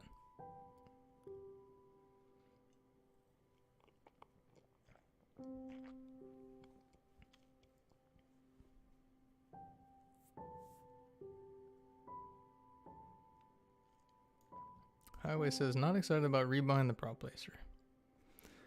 Well, I mean, you don't have to buy it again if you don't have the cash for it.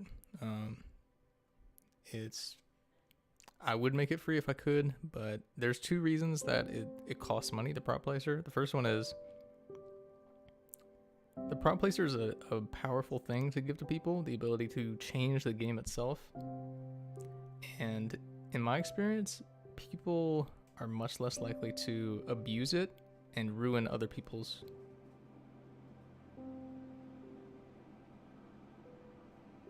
Mira, what have you done? I don't like that, Mira. Can you get rid of that? I don't like it.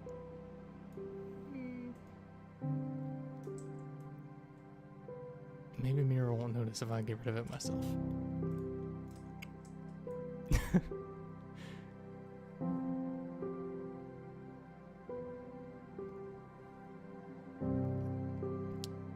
I'm gonna be honest, the cat made me completely forget what I was talking about.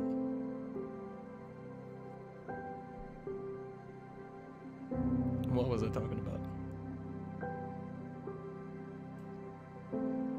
Does anyone remember what Grandpa Chad was talking about 3 seconds ago?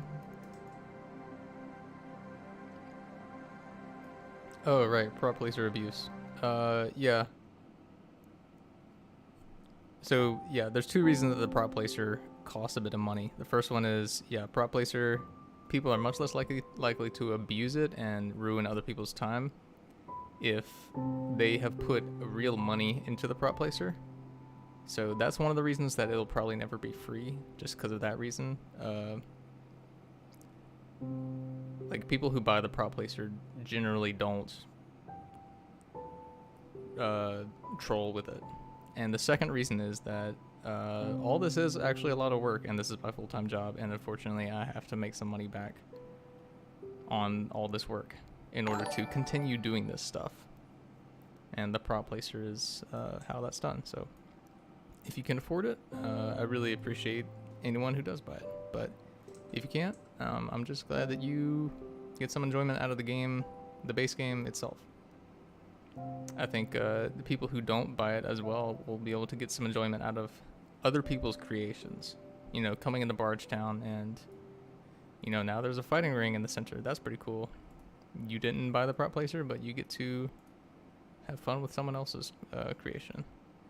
Sunny donated 1,000 huff. I have 4,000 huff now. I'm proud. Thank you, Sunny. What gave you the idea of the prop placer? Was it a request or thought you had midway through ATF 7? I actually had that idea. I think back in Deep 6, I was telling people I really want the ability to be able to build onto the world and change it yourself. Because the reason that I think these games are fun in the first place and why I play them as well as work on them is, like, people can change the story and change the world.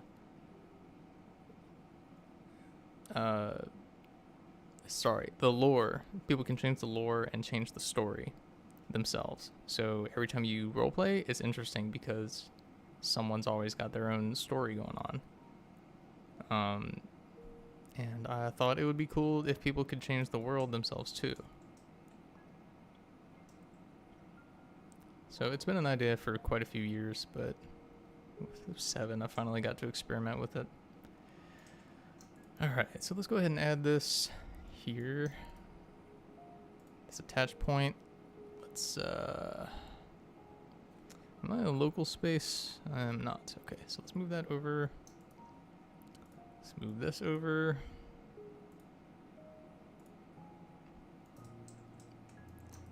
So all of this is in the proper model.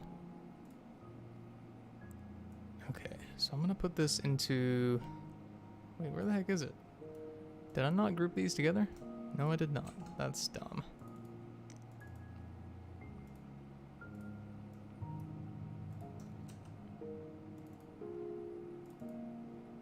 Okay, so I'm gonna go ahead and ungroup this. I'm just gonna call these part, because I'm not a huge fan of that technical name they've got. So the scope, variable scope 24, that's gonna go into the site slot here. So let's go ahead and ungroup it.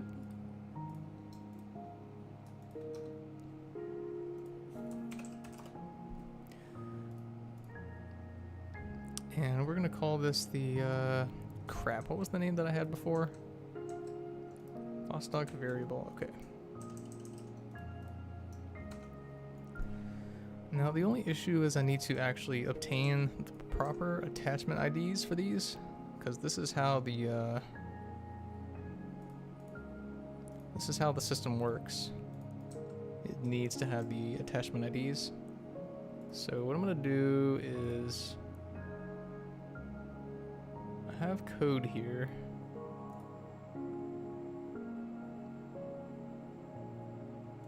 Where is my code?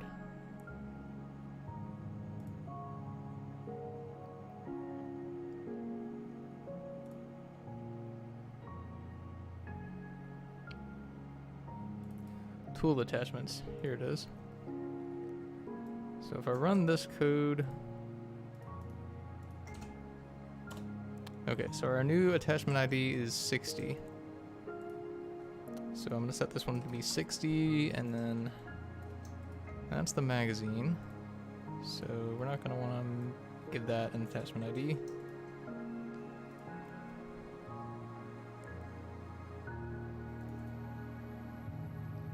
Now, this we probably are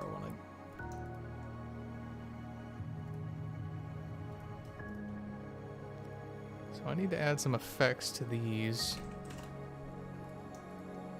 And this one.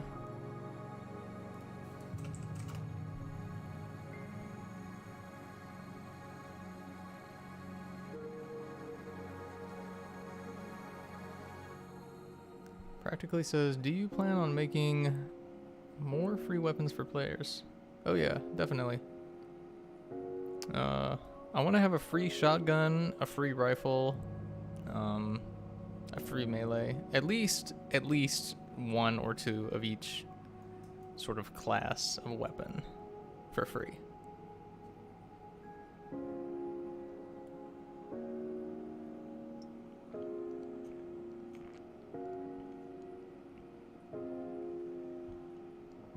Kermit says, how long do you think you'll be working on Wintertide before moving to the next game? So the current plan that we have, action plan, I hope y'all are interested in this as well, is we do the alumni update, immediately start on the Black Mountain update. After the Black Mountain update is done, all 4 main factions will be in the game, which is when 2 interesting things happen. Sorry, can't talk. The main story of ATF-8 begins, so we'll start doing the events and all that good stuff. And we're also going to begin working on LOTA 3, begin building it. So I expect LOTA 3, I don't know when it'll be done, but I know we'll start working on it before the year's over. For anyone who's interested in LOTA 3. And past that point, the plan is, if both ATF-8 and LOTA 3 do well, I want to expand Flashstorm a little bit and try working on a more, like a smaller and more experimental roleplay as well. Like, maybe a Western roleplay, maybe historical, like frontier or dystopian, or maybe a sci-fi space roleplay. I think the sci-fi is the one that I want to go towards, because I think it would be fun to have like the prop placer where you can build your own ship and hang out with your friends in space and have like a space battles roleplay, either in space or in orbit around a planet or on a planet's surface. And a planet's surface would just be sort of like a small landscape chunk, so you wouldn't be able to go around the whole planet, you know.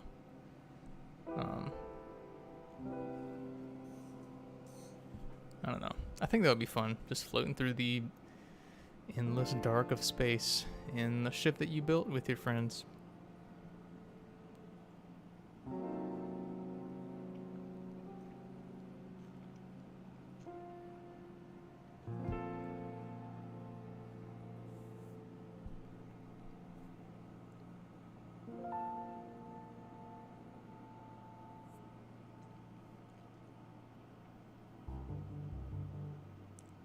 Tortoise is asking, are you planning for the prop placer to have a rig system where you can build custom stuff with parts?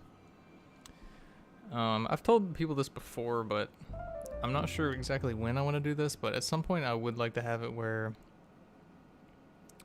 in the new system you could maybe if you buy like a slight expansion on the tool bench system, you could essentially make your own weapons. So for example, let's say you have this expansion and you want to make your own bolt action sniper rifle. You would load in the bolt action sniper rifle base. And it would basically just be like one gray brick for a handle, one gray brick for a barrel, one for a bolt, and that's it. And you'd be able to load in accessories from Roblox to, if you want to make the bolt into a screwdriver, or if you want to make the barrel into Lord knows what, and you could get rid of the gray parts underneath. And then you can just load up your custom weapon. The reason I want to do that mostly is because I see people in Loda using accessory swords from Roblox catalog in place of the swords that we put into the game. So I thought it'd be cool if like someone could make a sword base and then just tear it down and put the mesh on top that they want, and then they could swing around their huge sword, whatever it looks like, whatever texture they wanted.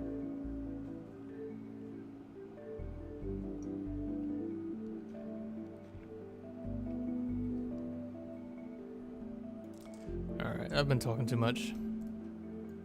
Let's continue. Alright, so this was attachment 60. This is gonna be attachment 61.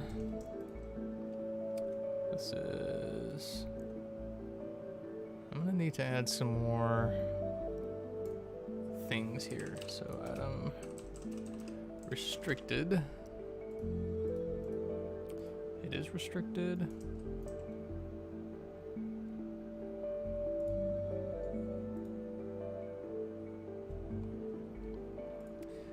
What is the ID of the Superbox?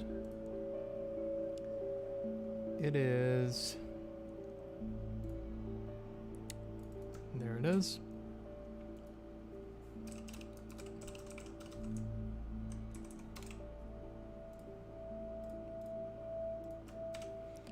I gotta put these attributes on here because otherwise everyone will just be able to use these. Access name. Okay, what is the access name exactly for the other things? Christmas 2021. Okay. But that's Superbox. Alright, so now we've got these other ones. I'll just go ahead and throw these on. So this is item restricted.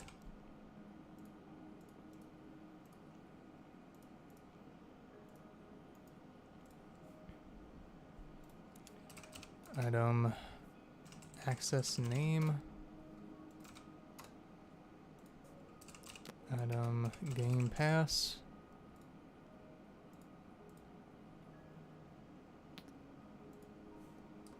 Attachment designation. It's going to be limited. And attachment ID. This will be 61, and I'm just going to do these last two here both together. Save a little bit of time. Attachment ID. Attachment I spelled it wrong every time. Designation. Limited. Item restricted. item access name, item game pass. Okay.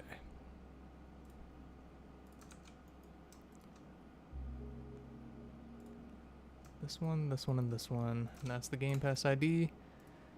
And then this one's ID is 61, 62, and then attachment number 63.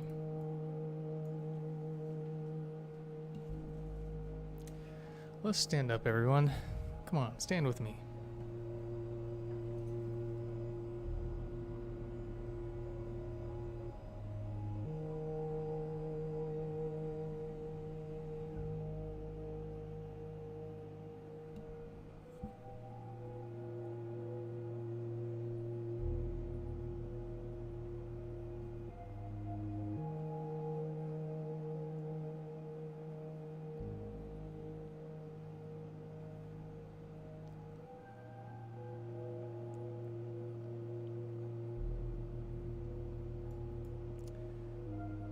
J4R is asking, will the prop placer be the same as ATF7?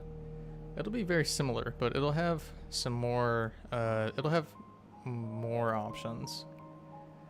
And also, it won't be a tool, it'll just be a system expansion, so you won't have to, whoa.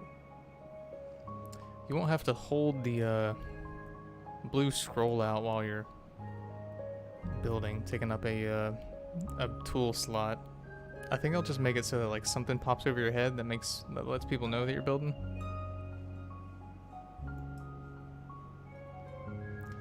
Okay, so one thing I need to do.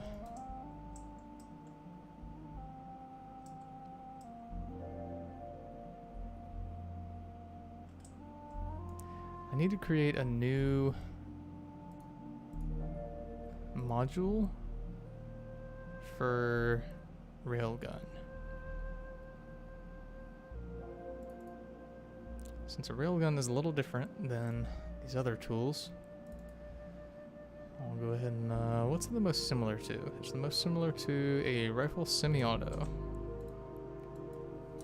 Railgun semi-auto.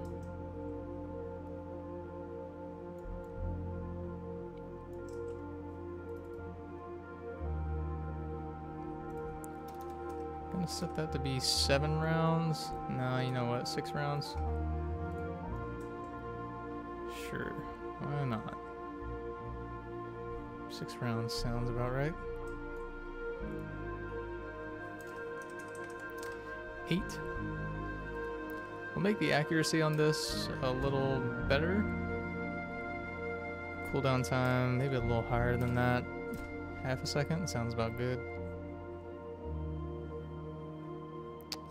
Chambering is not something that will exist on this, so we can thankfully get rid of that code. Action E, yep. Eject shell, chamber sound, okay. Yeah, let's get rid of all that. Don't need that. We are gonna need the reload. Oops.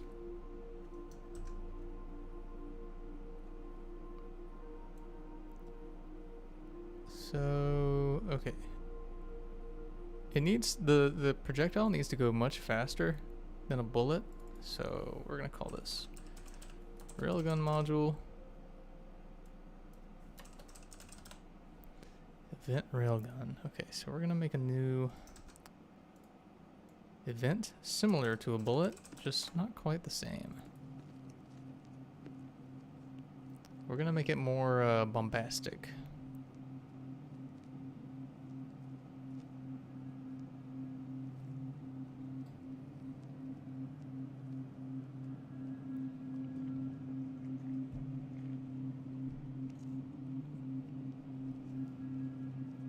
So the speed of the railgun, what do we want to do with that? Let's make it a... How fast is a railgun compared to a bullet, actually?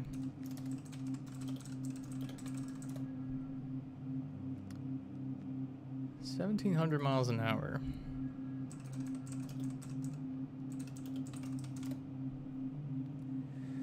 And the railgun is...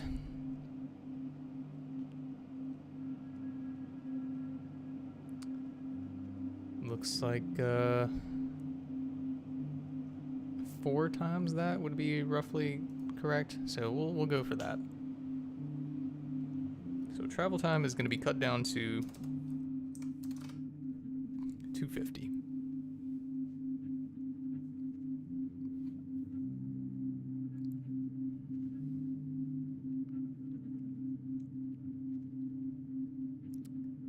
So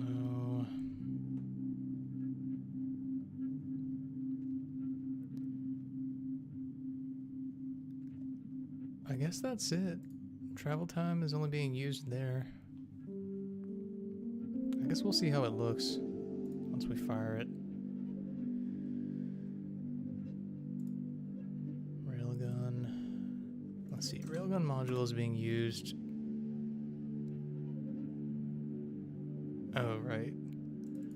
Because bullet module, I forgot to replace that. Bullet module, add railgun.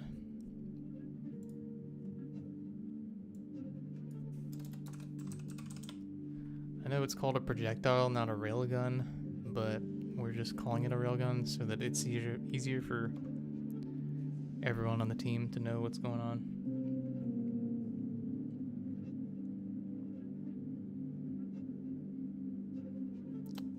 Alright, so I got all the attachments correct on here. Now I just gotta move the attach points over.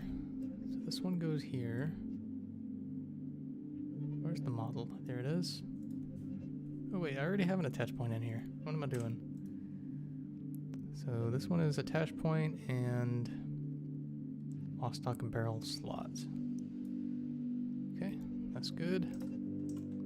I'm gonna do the same thing for these.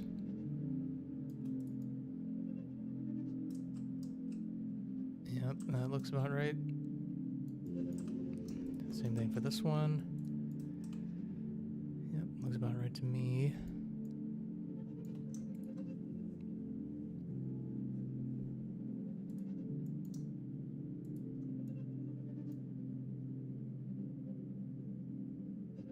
Okay, so I'm just gonna call this attach point.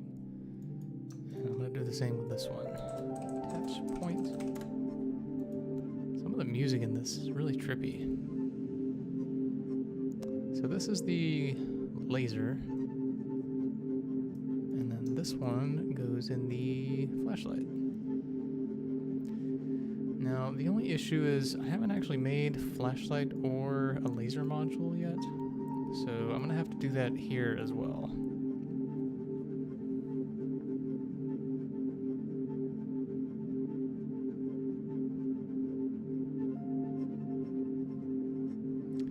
Bear is asking, will there be ways to put tools on different spots in your body? Yeah, of course. That's something that we've been talking about for a while, so it's definitely something we're going to be doing.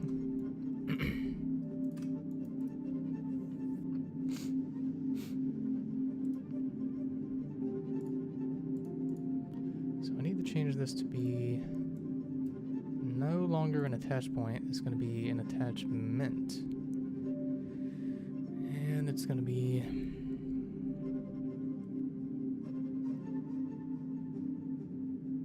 a undermount. Sure, that works. This one's going to get the same treatment.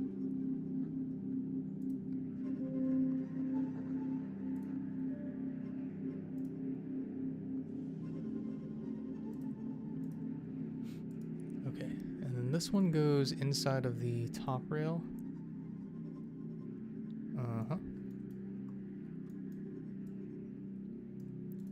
And then this one goes inside of the bottom rail.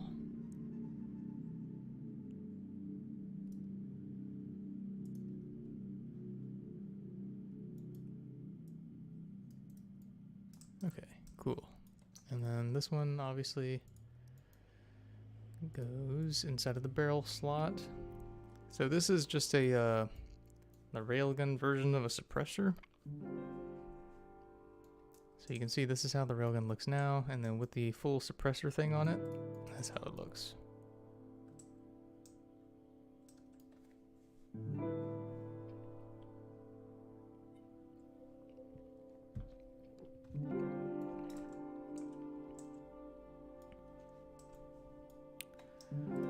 Okay.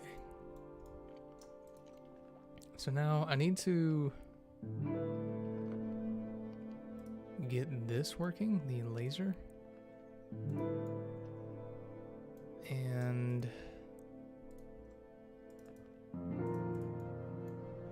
the flashlight.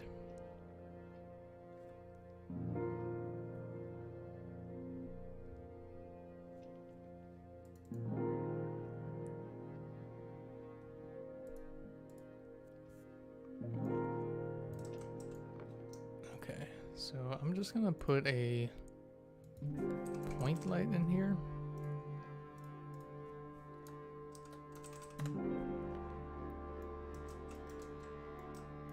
I guess I'll make this be 6 studs. I feel like that's a little better.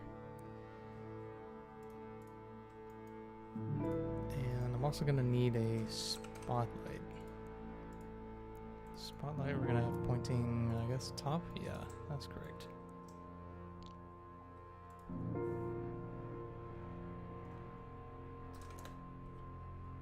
Oh, you can actually change the angle now. That's pretty cool.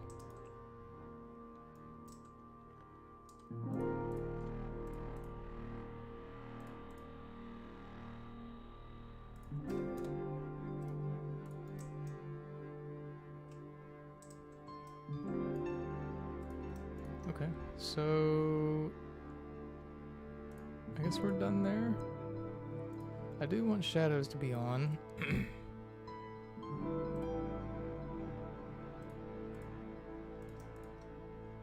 We'll turn those off for now, and then the laser point light, that has to be there as well.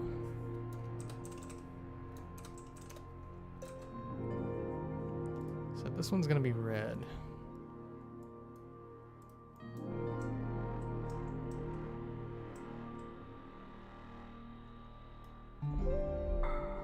Although, I kind of feel like a green laser would be kind of cooler. Yeah, let's make it green.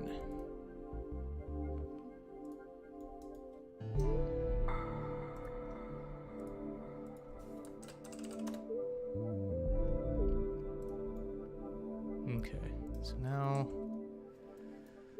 let's see. The other, tool attachment, the only other attachment that has a function is the 12x scope. Where is that? It's here somewhere. There it is. Function, and then it has, yeah, okay. Functions in all caps.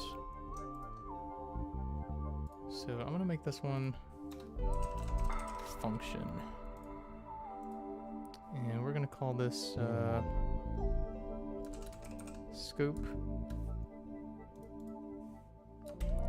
variable 24, I guess.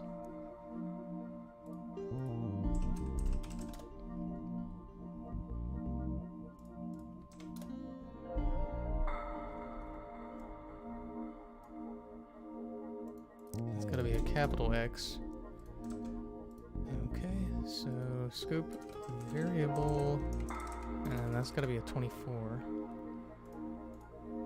So I guess we'll set the field of view to be 5 here. I mean, I want to make it zoomed, so I'm gonna have to mess with this a little more, make it a little more complicated than it currently is. And then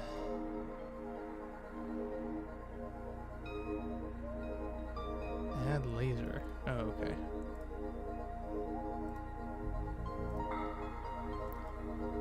So for function, we're gonna need a function for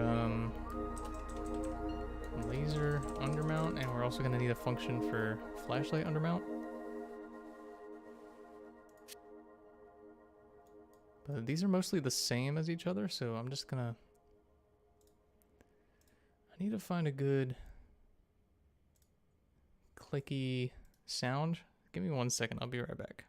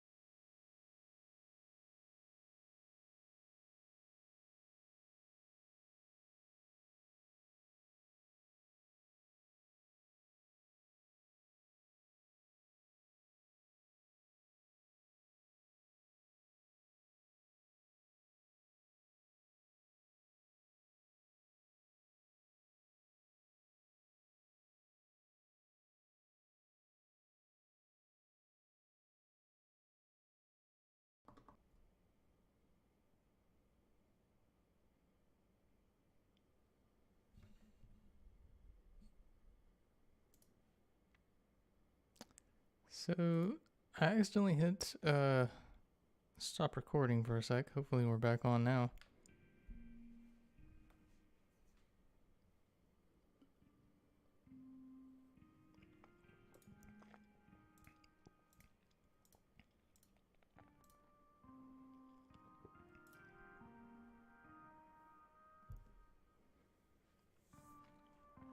Hello again. So I found some sounds I think we can use.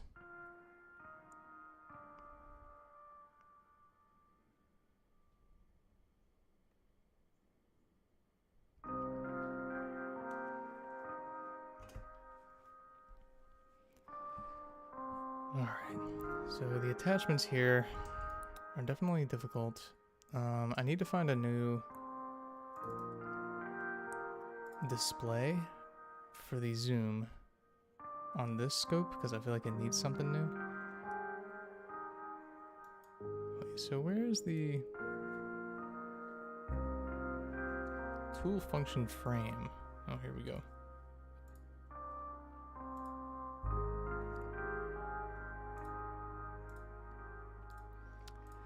Oh, yep, there we go. Okay, so scope, variable x24. Let's see if we can find a new scope image that we like, because I feel like it needs to be a little more advanced. A little more advanced looking, at least.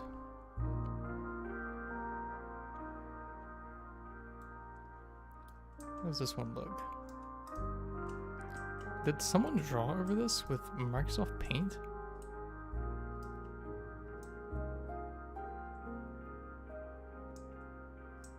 Wait, what?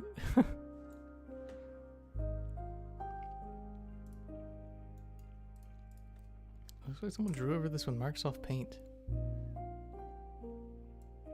So this one obviously won't work, but it's kind of funny to look at because you can tell it's really old. You can see those old studs and tools. That's kind of neat.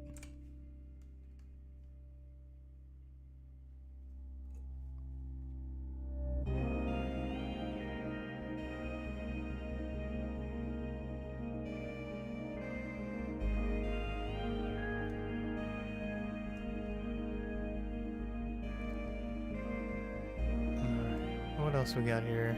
This one is a little too realistic looking, I feel. It's a little cut off as well. What the heck is this? This one's not loading at all. I guess we'll never know what that one looks like. I do kind of like this one.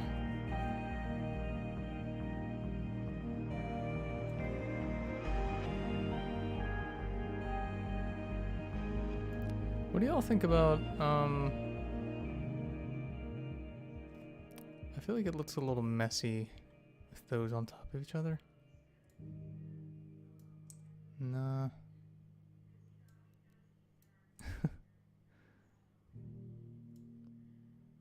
See, this one here looks kind of good. It's a little blurry though, isn't it? That is not even see-through.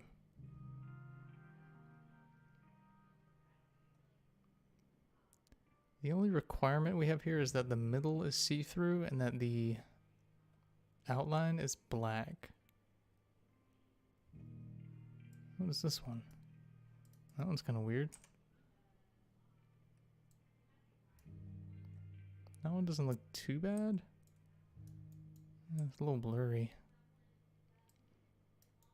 I kind of like this one.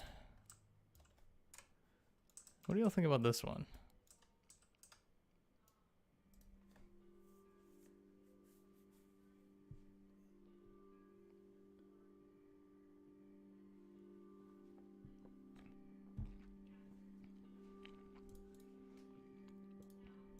All right, we'll use this one for the variable x24. So let's go ahead and throw that in there.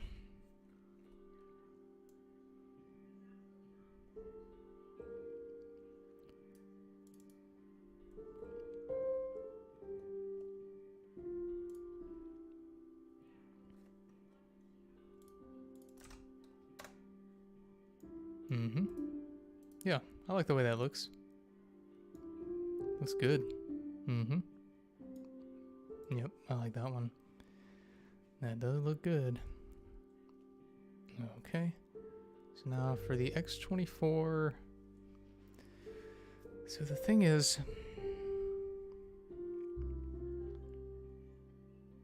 I was thinking with the variable, you would be able to like have it zoomed, and then you would have maybe 3 or 4 different settings of zoom, like distances that you could plug in.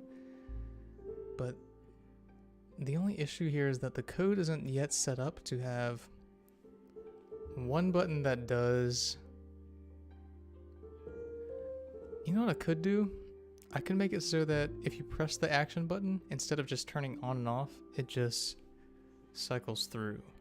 I think that's what we'll do.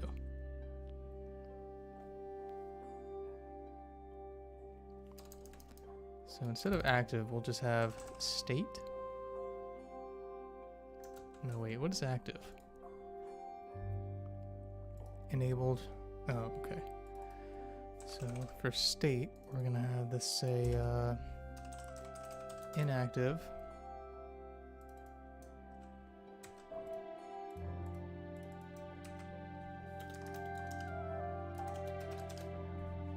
Okay.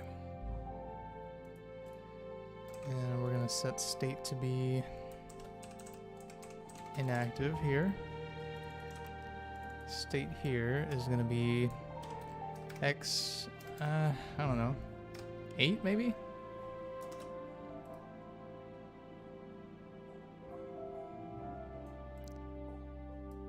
Okay, else if self.state equals inactive, then we're gonna do that.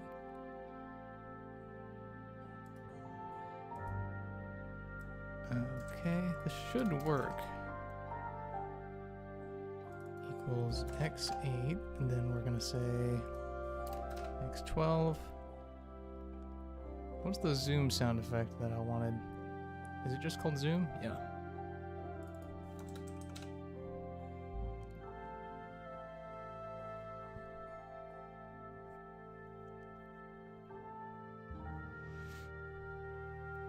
Okay, field of view for x8, I feel like that should probably be like, I don't know, 40. And we're gonna do 30, 36, I guess. And that's already visible. That's already blah, blah, blah. All right, then we're gonna have x12 and then x24. I feel like that's pretty solid. No, wait, x18? Yeah, that works. X18, and then we're gonna say x24. Field of view is gonna be 5, and then field of view here is gonna be something between maybe just 20. No, because wait a second. With x12 on the other thing, it was 10. So I feel like I need to set this to be 20, 10, and then I don't know, 7.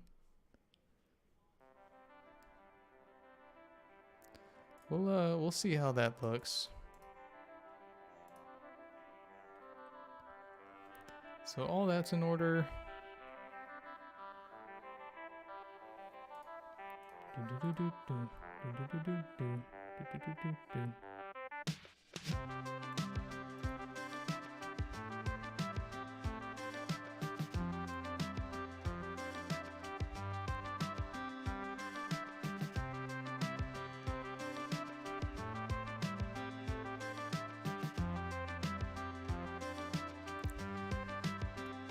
Okay. So now I gotta make the laser work. So the issue here is that this is not just a scope for you to see. This is a effect that everyone will see. So what I'm gonna have to do, I'm gonna have to get one of those long meshes. Cylinder mesh.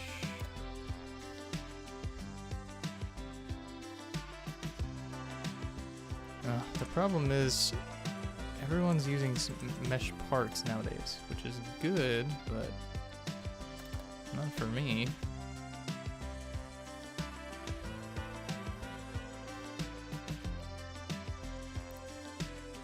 Maybe, what the heck is this? A Band-Aid?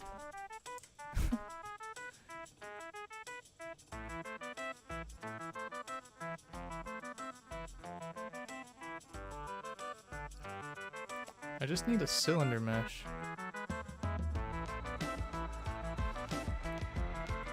What is this? Ooh, this looks weird. Can I use this one maybe?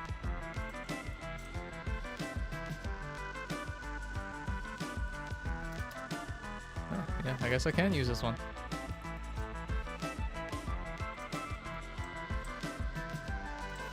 Okay, so what I'm gonna do is I'm gonna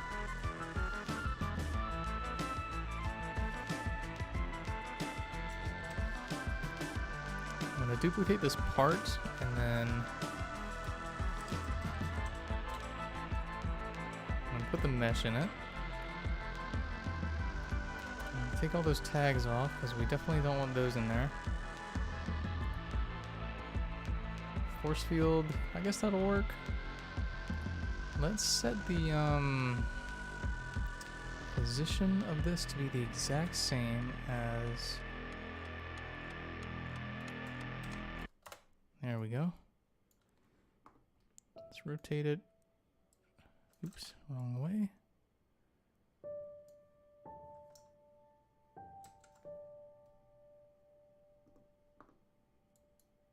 Crap.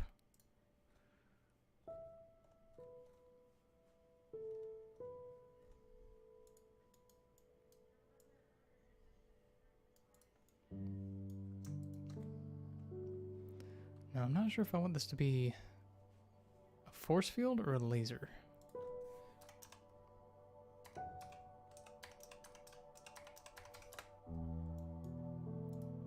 Okay, so now this is going to be, let's say, 10. Nope, that's the wrong direction. 10, yep, that'll do the trick. I'll make this be 1,000. Nope, that's actually not long enough.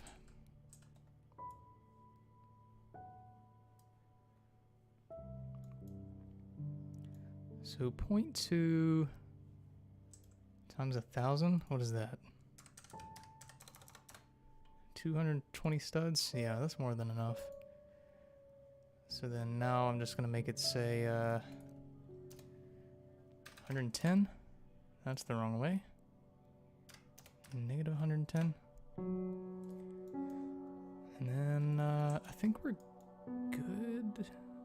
No, not quite.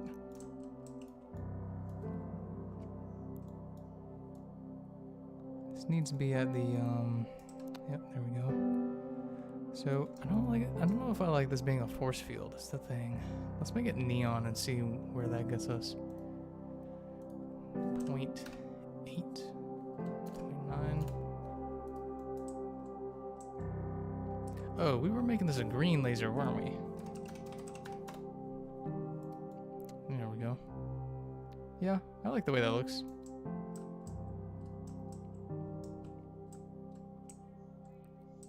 Yep, that looks good to me.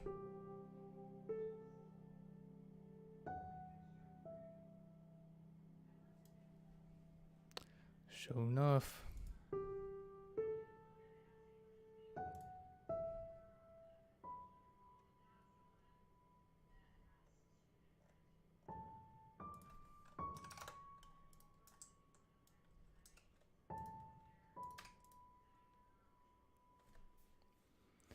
Alright, what do we got going on in the comments?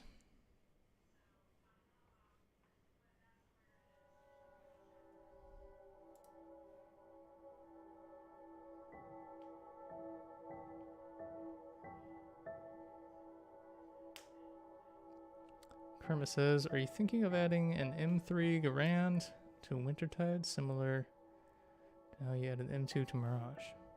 I mean, we could probably do that, yeah. I kind of like the Garand just because of the ping sound. I'm a simple man.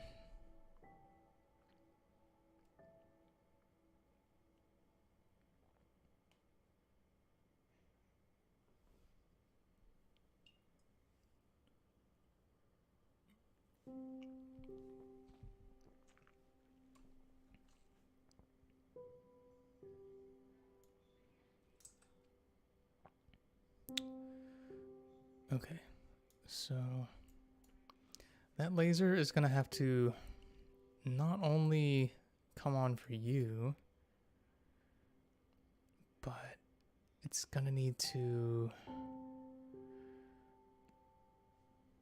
come on the server. Okay, so what is the I'm just gonna play that click sound. And I don't know, I guess we'll use a remote for this. I mean, that's what I'm gonna need to do anyway, so we'll just call this update tool function. Alright, game.replicate storage dot remotes dot tool function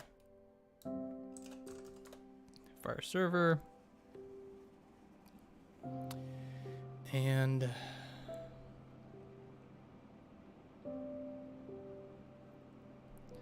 what is self is my question.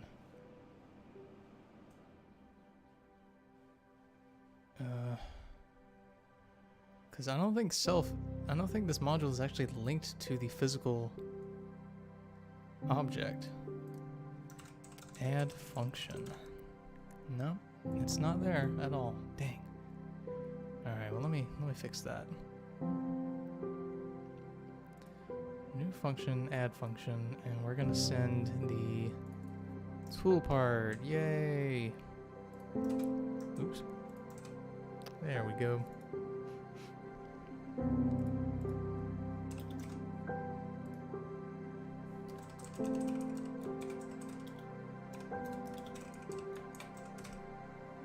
Okay, and then we're just gonna send that over. Self.tool part. And we're gonna say laser on. And that should do the trick. And we're just gonna do the reverse here. Laser off. Coding is simple, y'all. Trust me. I don't cry about it.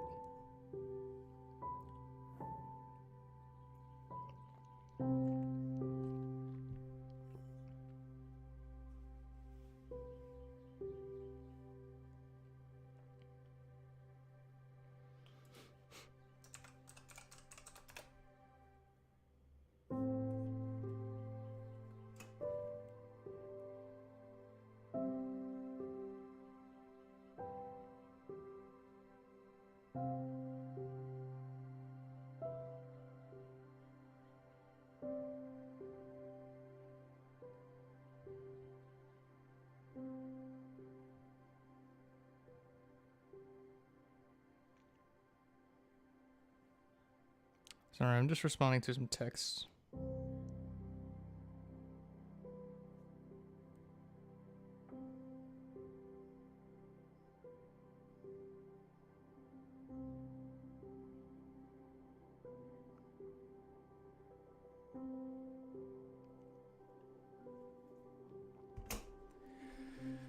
Okay, where do we want to throw this in? I feel like it just could be anywhere. Game.replicate storage.remotes.update tool function on server event connect function and function name.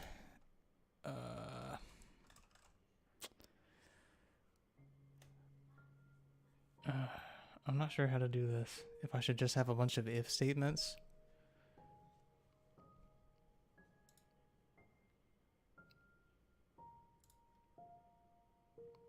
I mean, I guess that's fine. I can't think of any reason that that would not work. Ooh, you know what? I just realized that would be a terrible idea. Function name, and then we're gonna have some anonymous variables. And we're gonna do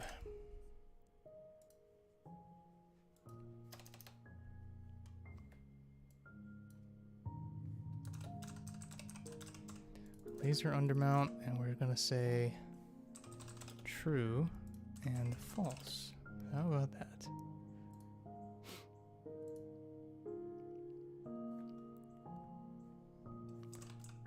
Function name, and then we're gonna put our mystery variables in here. All right, that should do the trick. Function module dot laser undermount,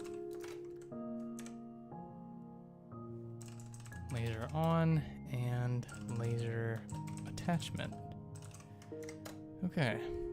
All right, we can do this. If laser on, then laser attachment dot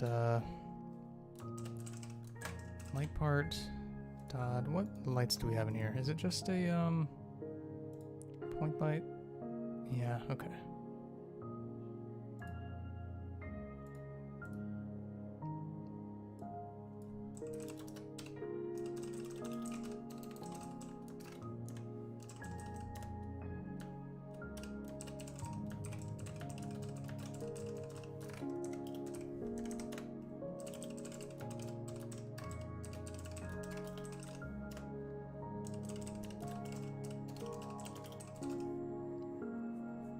Okay, so there's that. Now we need to change the color and material of this thing to be color equals, ooh, you know what? Let's have some attributes here. Color on. Color off. And yeah, that's fine.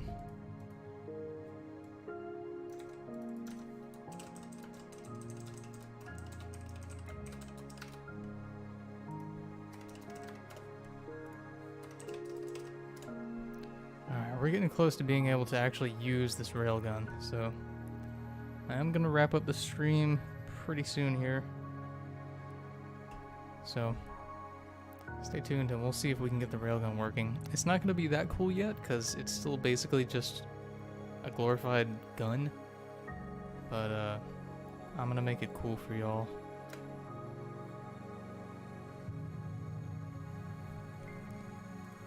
Okay. So we got our, why does this have an attach point ID? Do not want that.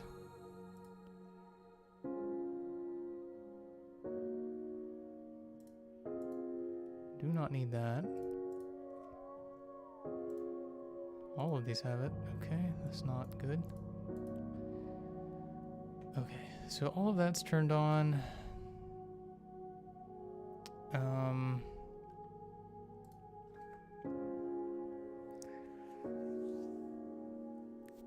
I feel like I should put the click sound effect into the actual laser instead of just in the script so that everyone can hear it, because I feel like that's cooler. I don't know. Oh, hello DJ. Welcome.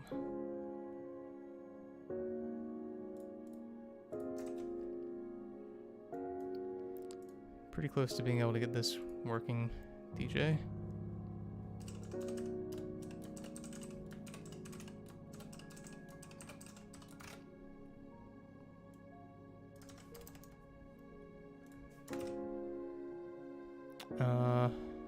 Oh, right. That was the thing I was missing. Laser attachment dot laser transparency is going to be set to 0.8 maybe? And then we just need to do the reverse for here. Lights are going to be turned off. Color is going to be off. Transparency is going to be 1. Okay, and then flashlight is very straightforward. Same thing. Flashlight undermount. Light on. Light attachment. Who donated on my stream? Rogue Tick donated 5. Thank you so much, Rogue. Much appreciated. The railgun should have 2 suppressors. I will make a deal with y'all and we'll make a super long, ungodly long suppressor. But not 2 suppressors. That's too much.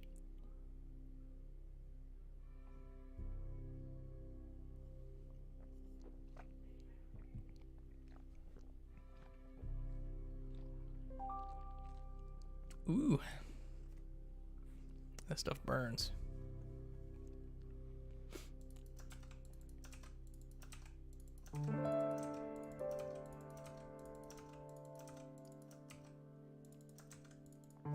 Light on.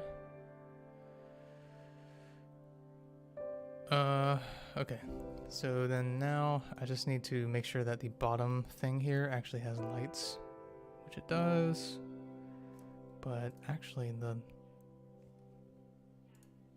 light doesn't have a laser to make visible, so let's get rid of that.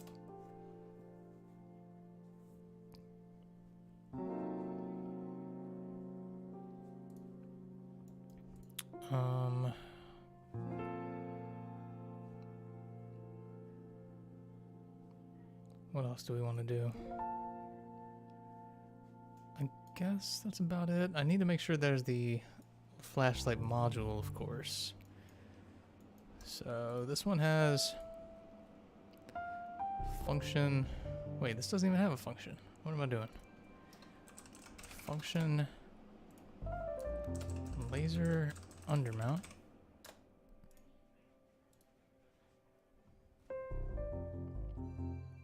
Okay, and then this one needs its function.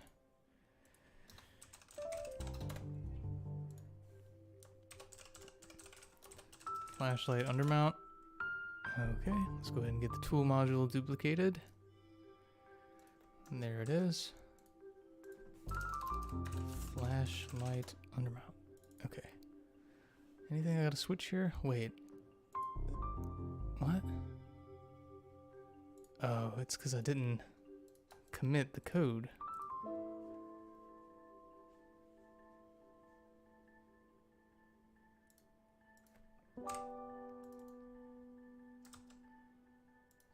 Why is this not duplicating?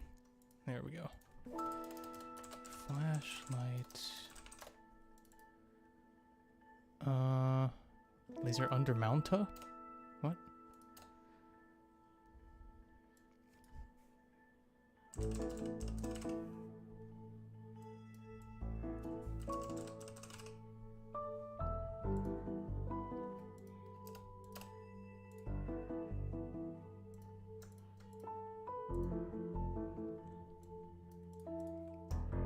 Alright, here we go everyone. First try at getting the Vostok functional. Usually these things do not work on the first try. But here goes. Moment of truth. Wait, I need a tool ID for this thing. And all of these settings are wrong. Good lord, hold on. Ranged, tool ID. Yeah, let me get a tool ID. So, I have code that helps me fetch a tool ID as well.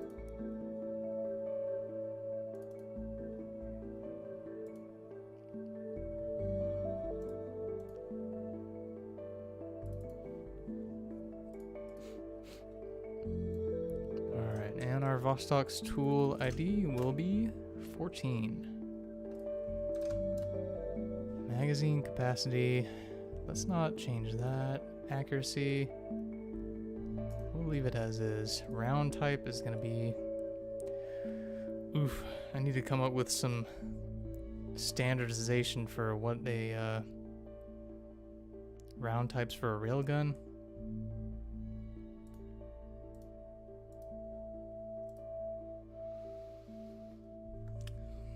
What round types would make sense for a railgun?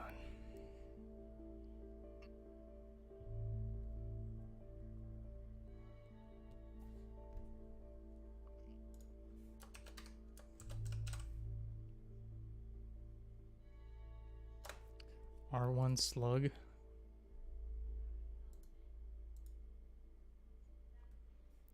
Let's just call it an R6. A slug.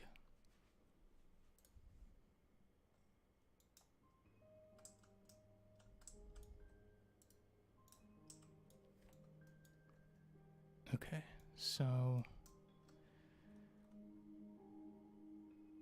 Oh, this needs to be the Superbox, not the large box. And I need to put the attachments into the attachment folder. That's what I forgot as well.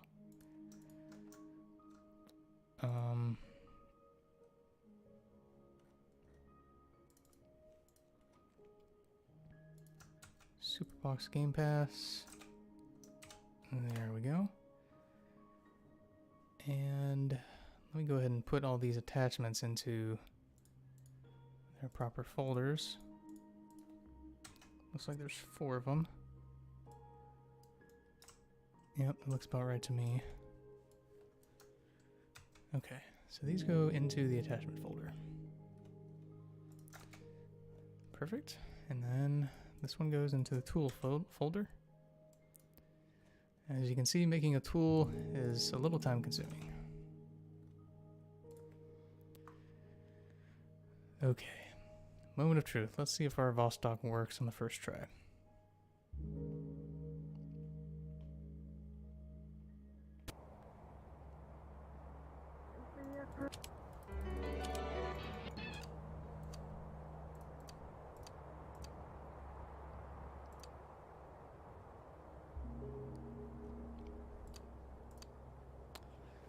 Okay, so it looks like on the first try there was a bug. So what is that bug? It says it doesn't understand a model. So maybe there's a model that I didn't set a primary part for. Is it this one? Yes, it is that one. Okay.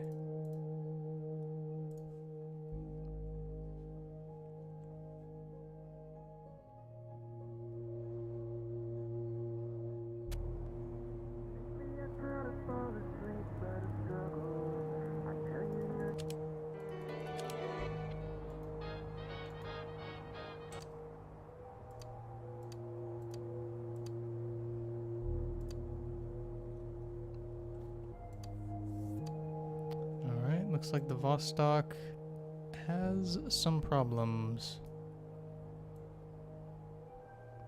Problems have been encountered.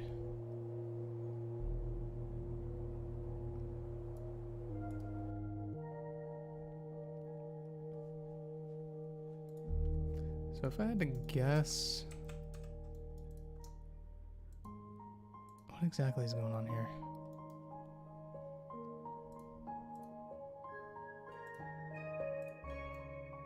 The top is up, front forward. Okay, so that's fine.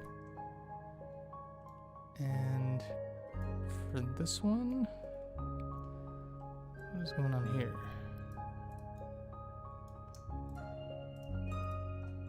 The top is down, and the front is also forward. So, wait. Attach point orientations. Ooh.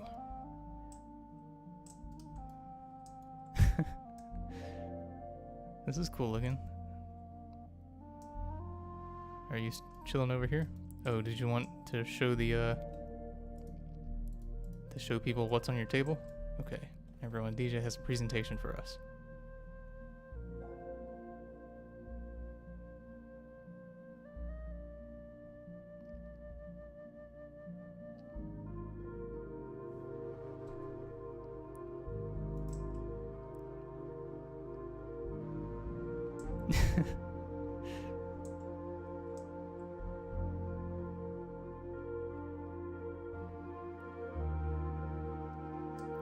This is DJ's seat. This is where he sits. Ooh. Don't mind if I do.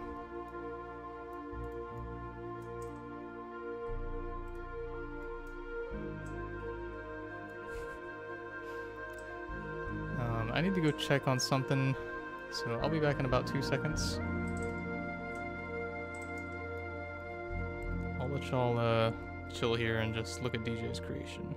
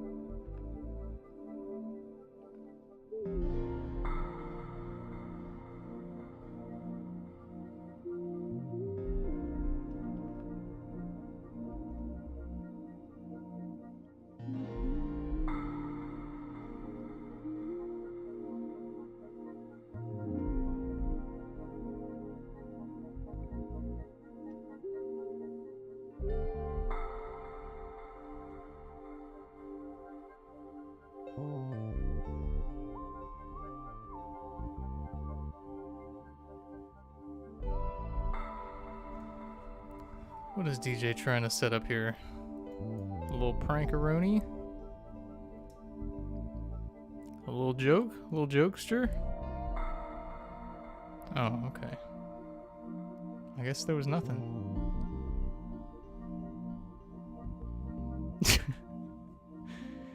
You just go in there to sit like nothing happened. No, DJ, go ahead. Work at your desk. I'm not bothering you.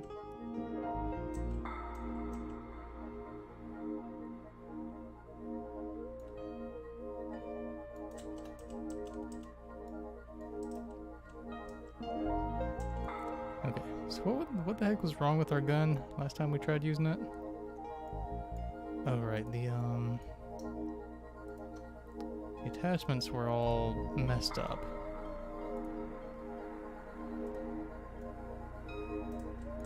Okay, so what is this one? So that's the way it should be, but it doesn't like it for some reason. Let's take a look at this again, I guess.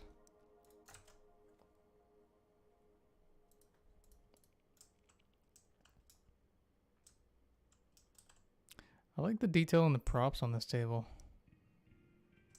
I feel like even comparing this with even the boots alone with like 7 or low to 2, things are just more detailed than they used to be.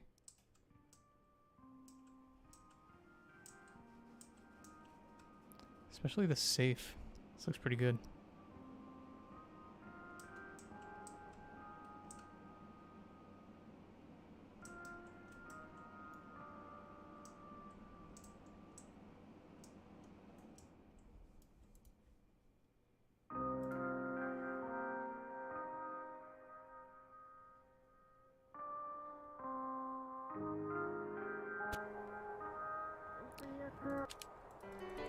Once we get some of these attachments or the gun working itself, I think we can probably wrap up the stream.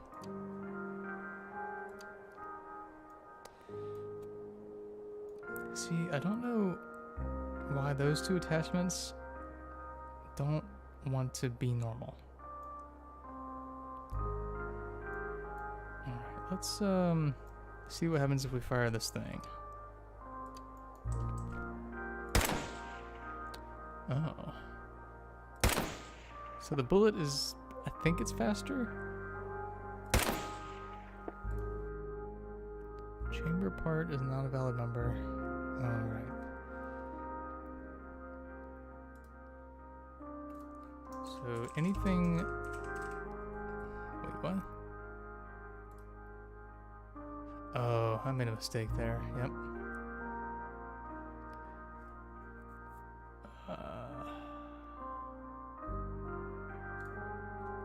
So the function that needs to be started is not... Yeah, there we go. Railgun semi-auto. Give me 1 second so I can find a good railgun sound.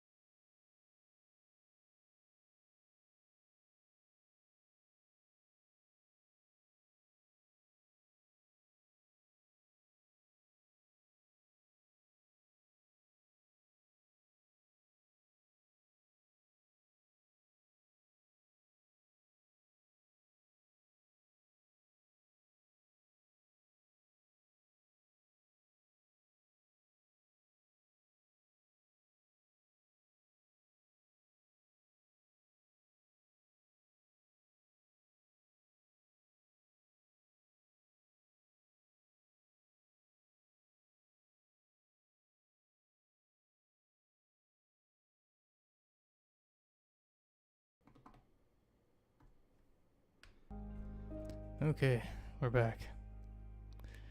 The reason I was making some weird faces is there's some,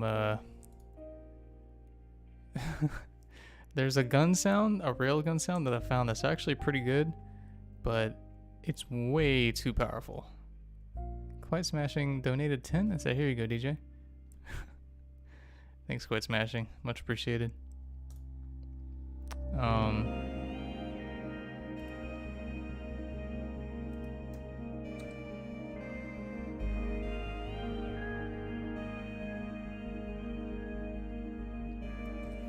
Here you go. Here's the link to the sound.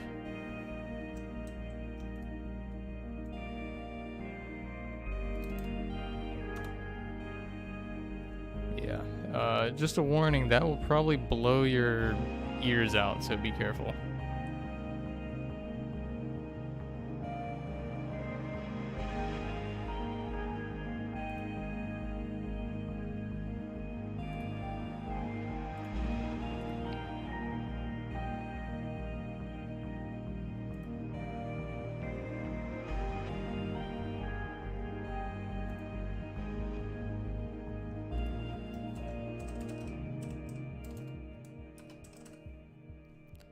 Alright, so we got rifle fire 1. Ooh, you know, I just realized we need to also find a sound for... What the heck does a suppressed railgun sound like?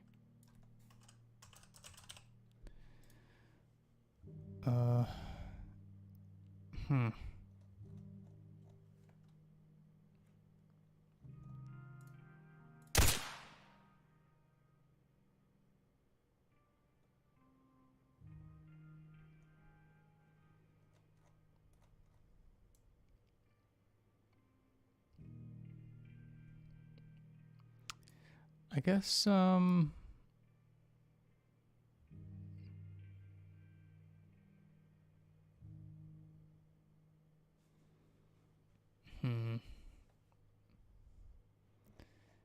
know what? We'll think about that later. I need to wrap up the stream here in a sec. Okay, so where's our rail suppressor? There it is. Mod, suppressor?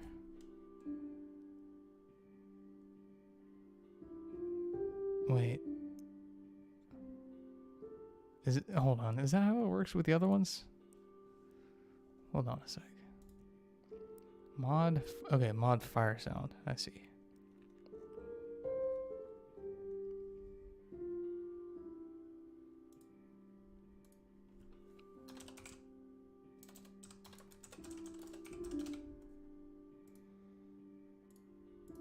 So we got mod fire sound, and then we got mod fire distant sound. And we'll make the fire sound be rifle fire 1, maybe? Rifle fire distant 1. How about that?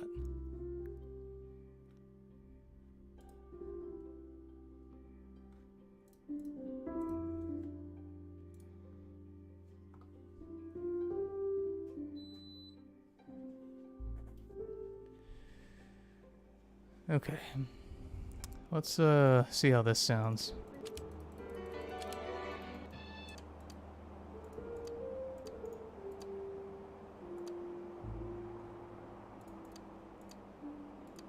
Still got those attachment alignment issues, but we'll ignore that for now. That actually looked like it went a lot slower, didn't it? I feel like that went a lot slower. I think I may have made a mistake there. 250. So maybe let's use 4,000 instead of 250. And the length of the bullet. Let's use... What do we have here? Tool extras. That's what I need.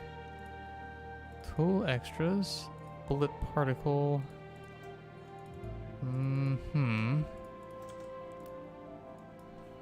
Railgun particle. I want to make this just a little more red, maybe? A little more orange. Texture length.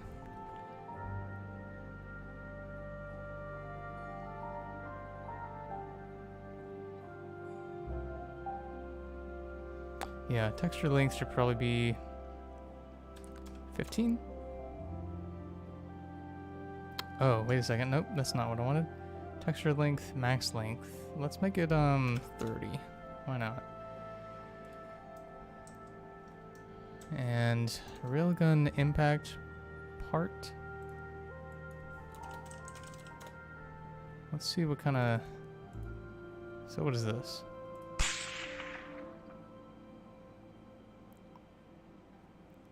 Bullet light, yeah, that's fine.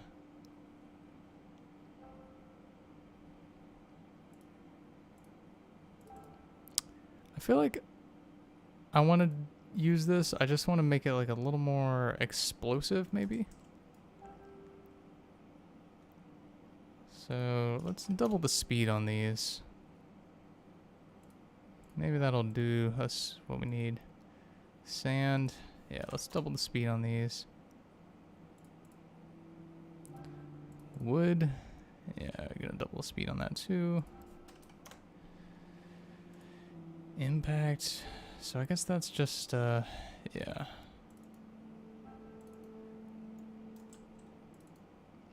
I think those particles are a little too large in my opinion.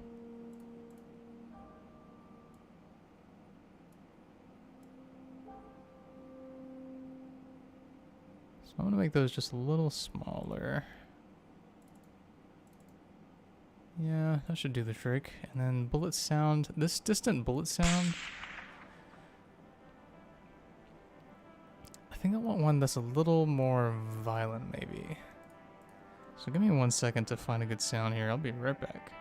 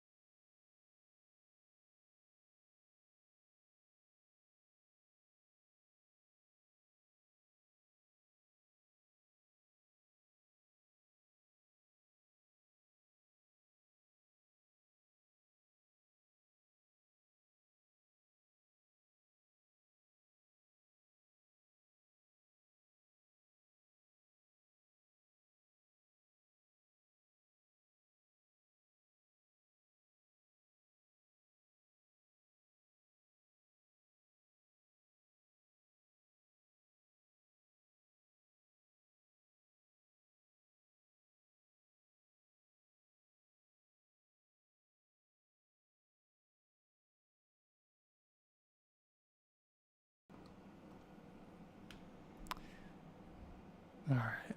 Well, I'm back now, but I think looking for sounds specifically on the stream might not be the most entertaining thing in the whole world, so I think we'll maybe wrap up the stream here, and I'll look for some more entertaining sounds soon. But I'll show y'all what I got real quick.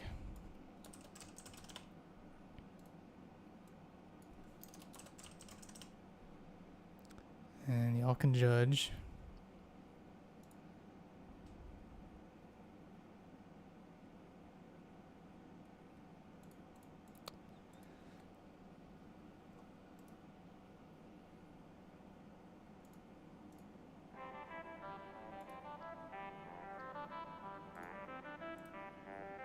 All right.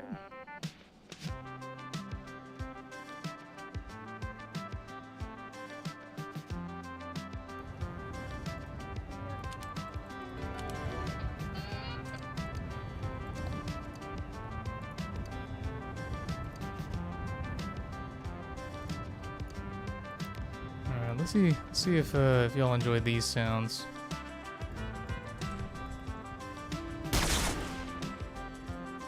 So we had one issue there. Oh yeah, because eject shell doesn't exist.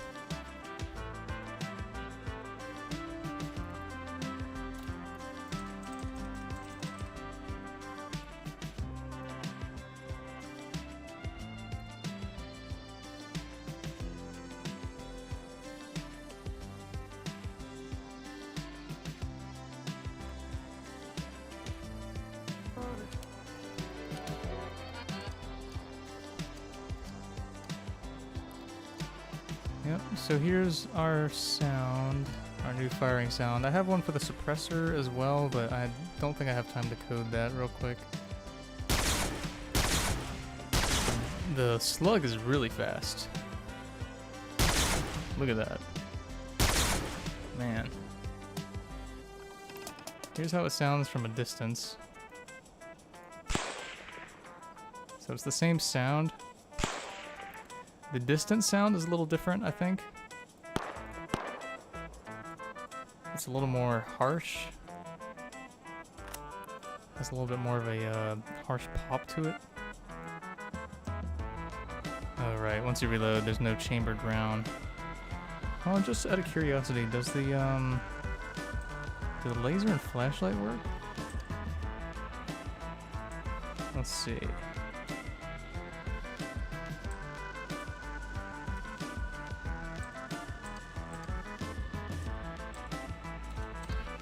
Oh. No. Oh. I forgot to show y'all the faces thing. Yeah, I guess lasers don't quite, the laser doesn't quite work yet. Oh well. I'll show y'all that later. But, I guess, yeah, faces is the last thing that y'all will see for this stream. Essentially, Guns Bullets worked on this. She made it so that you just kind of... Here, I'll show you real quick.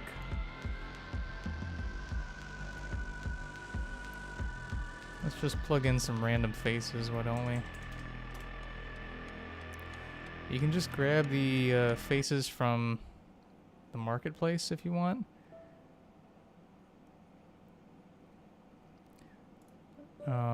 Or someone's inventory. It's up to you. There's a lot of faces with makeup on them, and I guess I could use those. So here's one. That's my ooh-woo character face.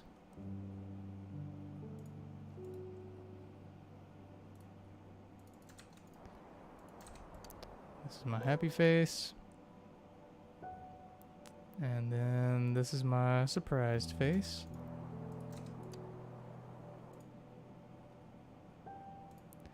This is my face when I roll straight ones on D20 combat. And now all you gotta do is on the fly and roleplay, if you want to change things, you just kind of boom. Oh, well that one's got a background on it, so I guess that one kind of isn't good. Now I'm angry. Now I'm happy. So this one had a background too. Now I'm surprised. Anyway.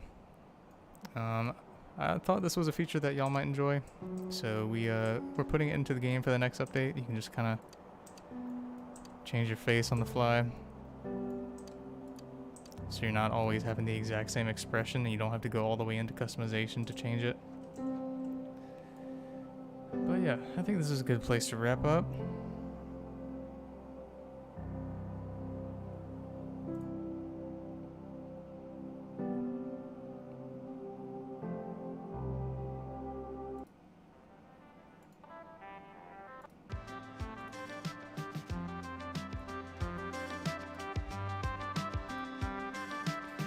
So a special thank you to everyone who donated during this stream. This was a long stream. I think this was like 4 or 5 hours. If you were here the whole time, appreciate it. If you just logged in to, just tuned in to watch, see what's going on, I hope you enjoyed. For all the people who invested in the Superbox for ATF8, I hope some of the stuff you're seeing now makes you feel like it was worthwhile. And we'll have some of these things into the game soon.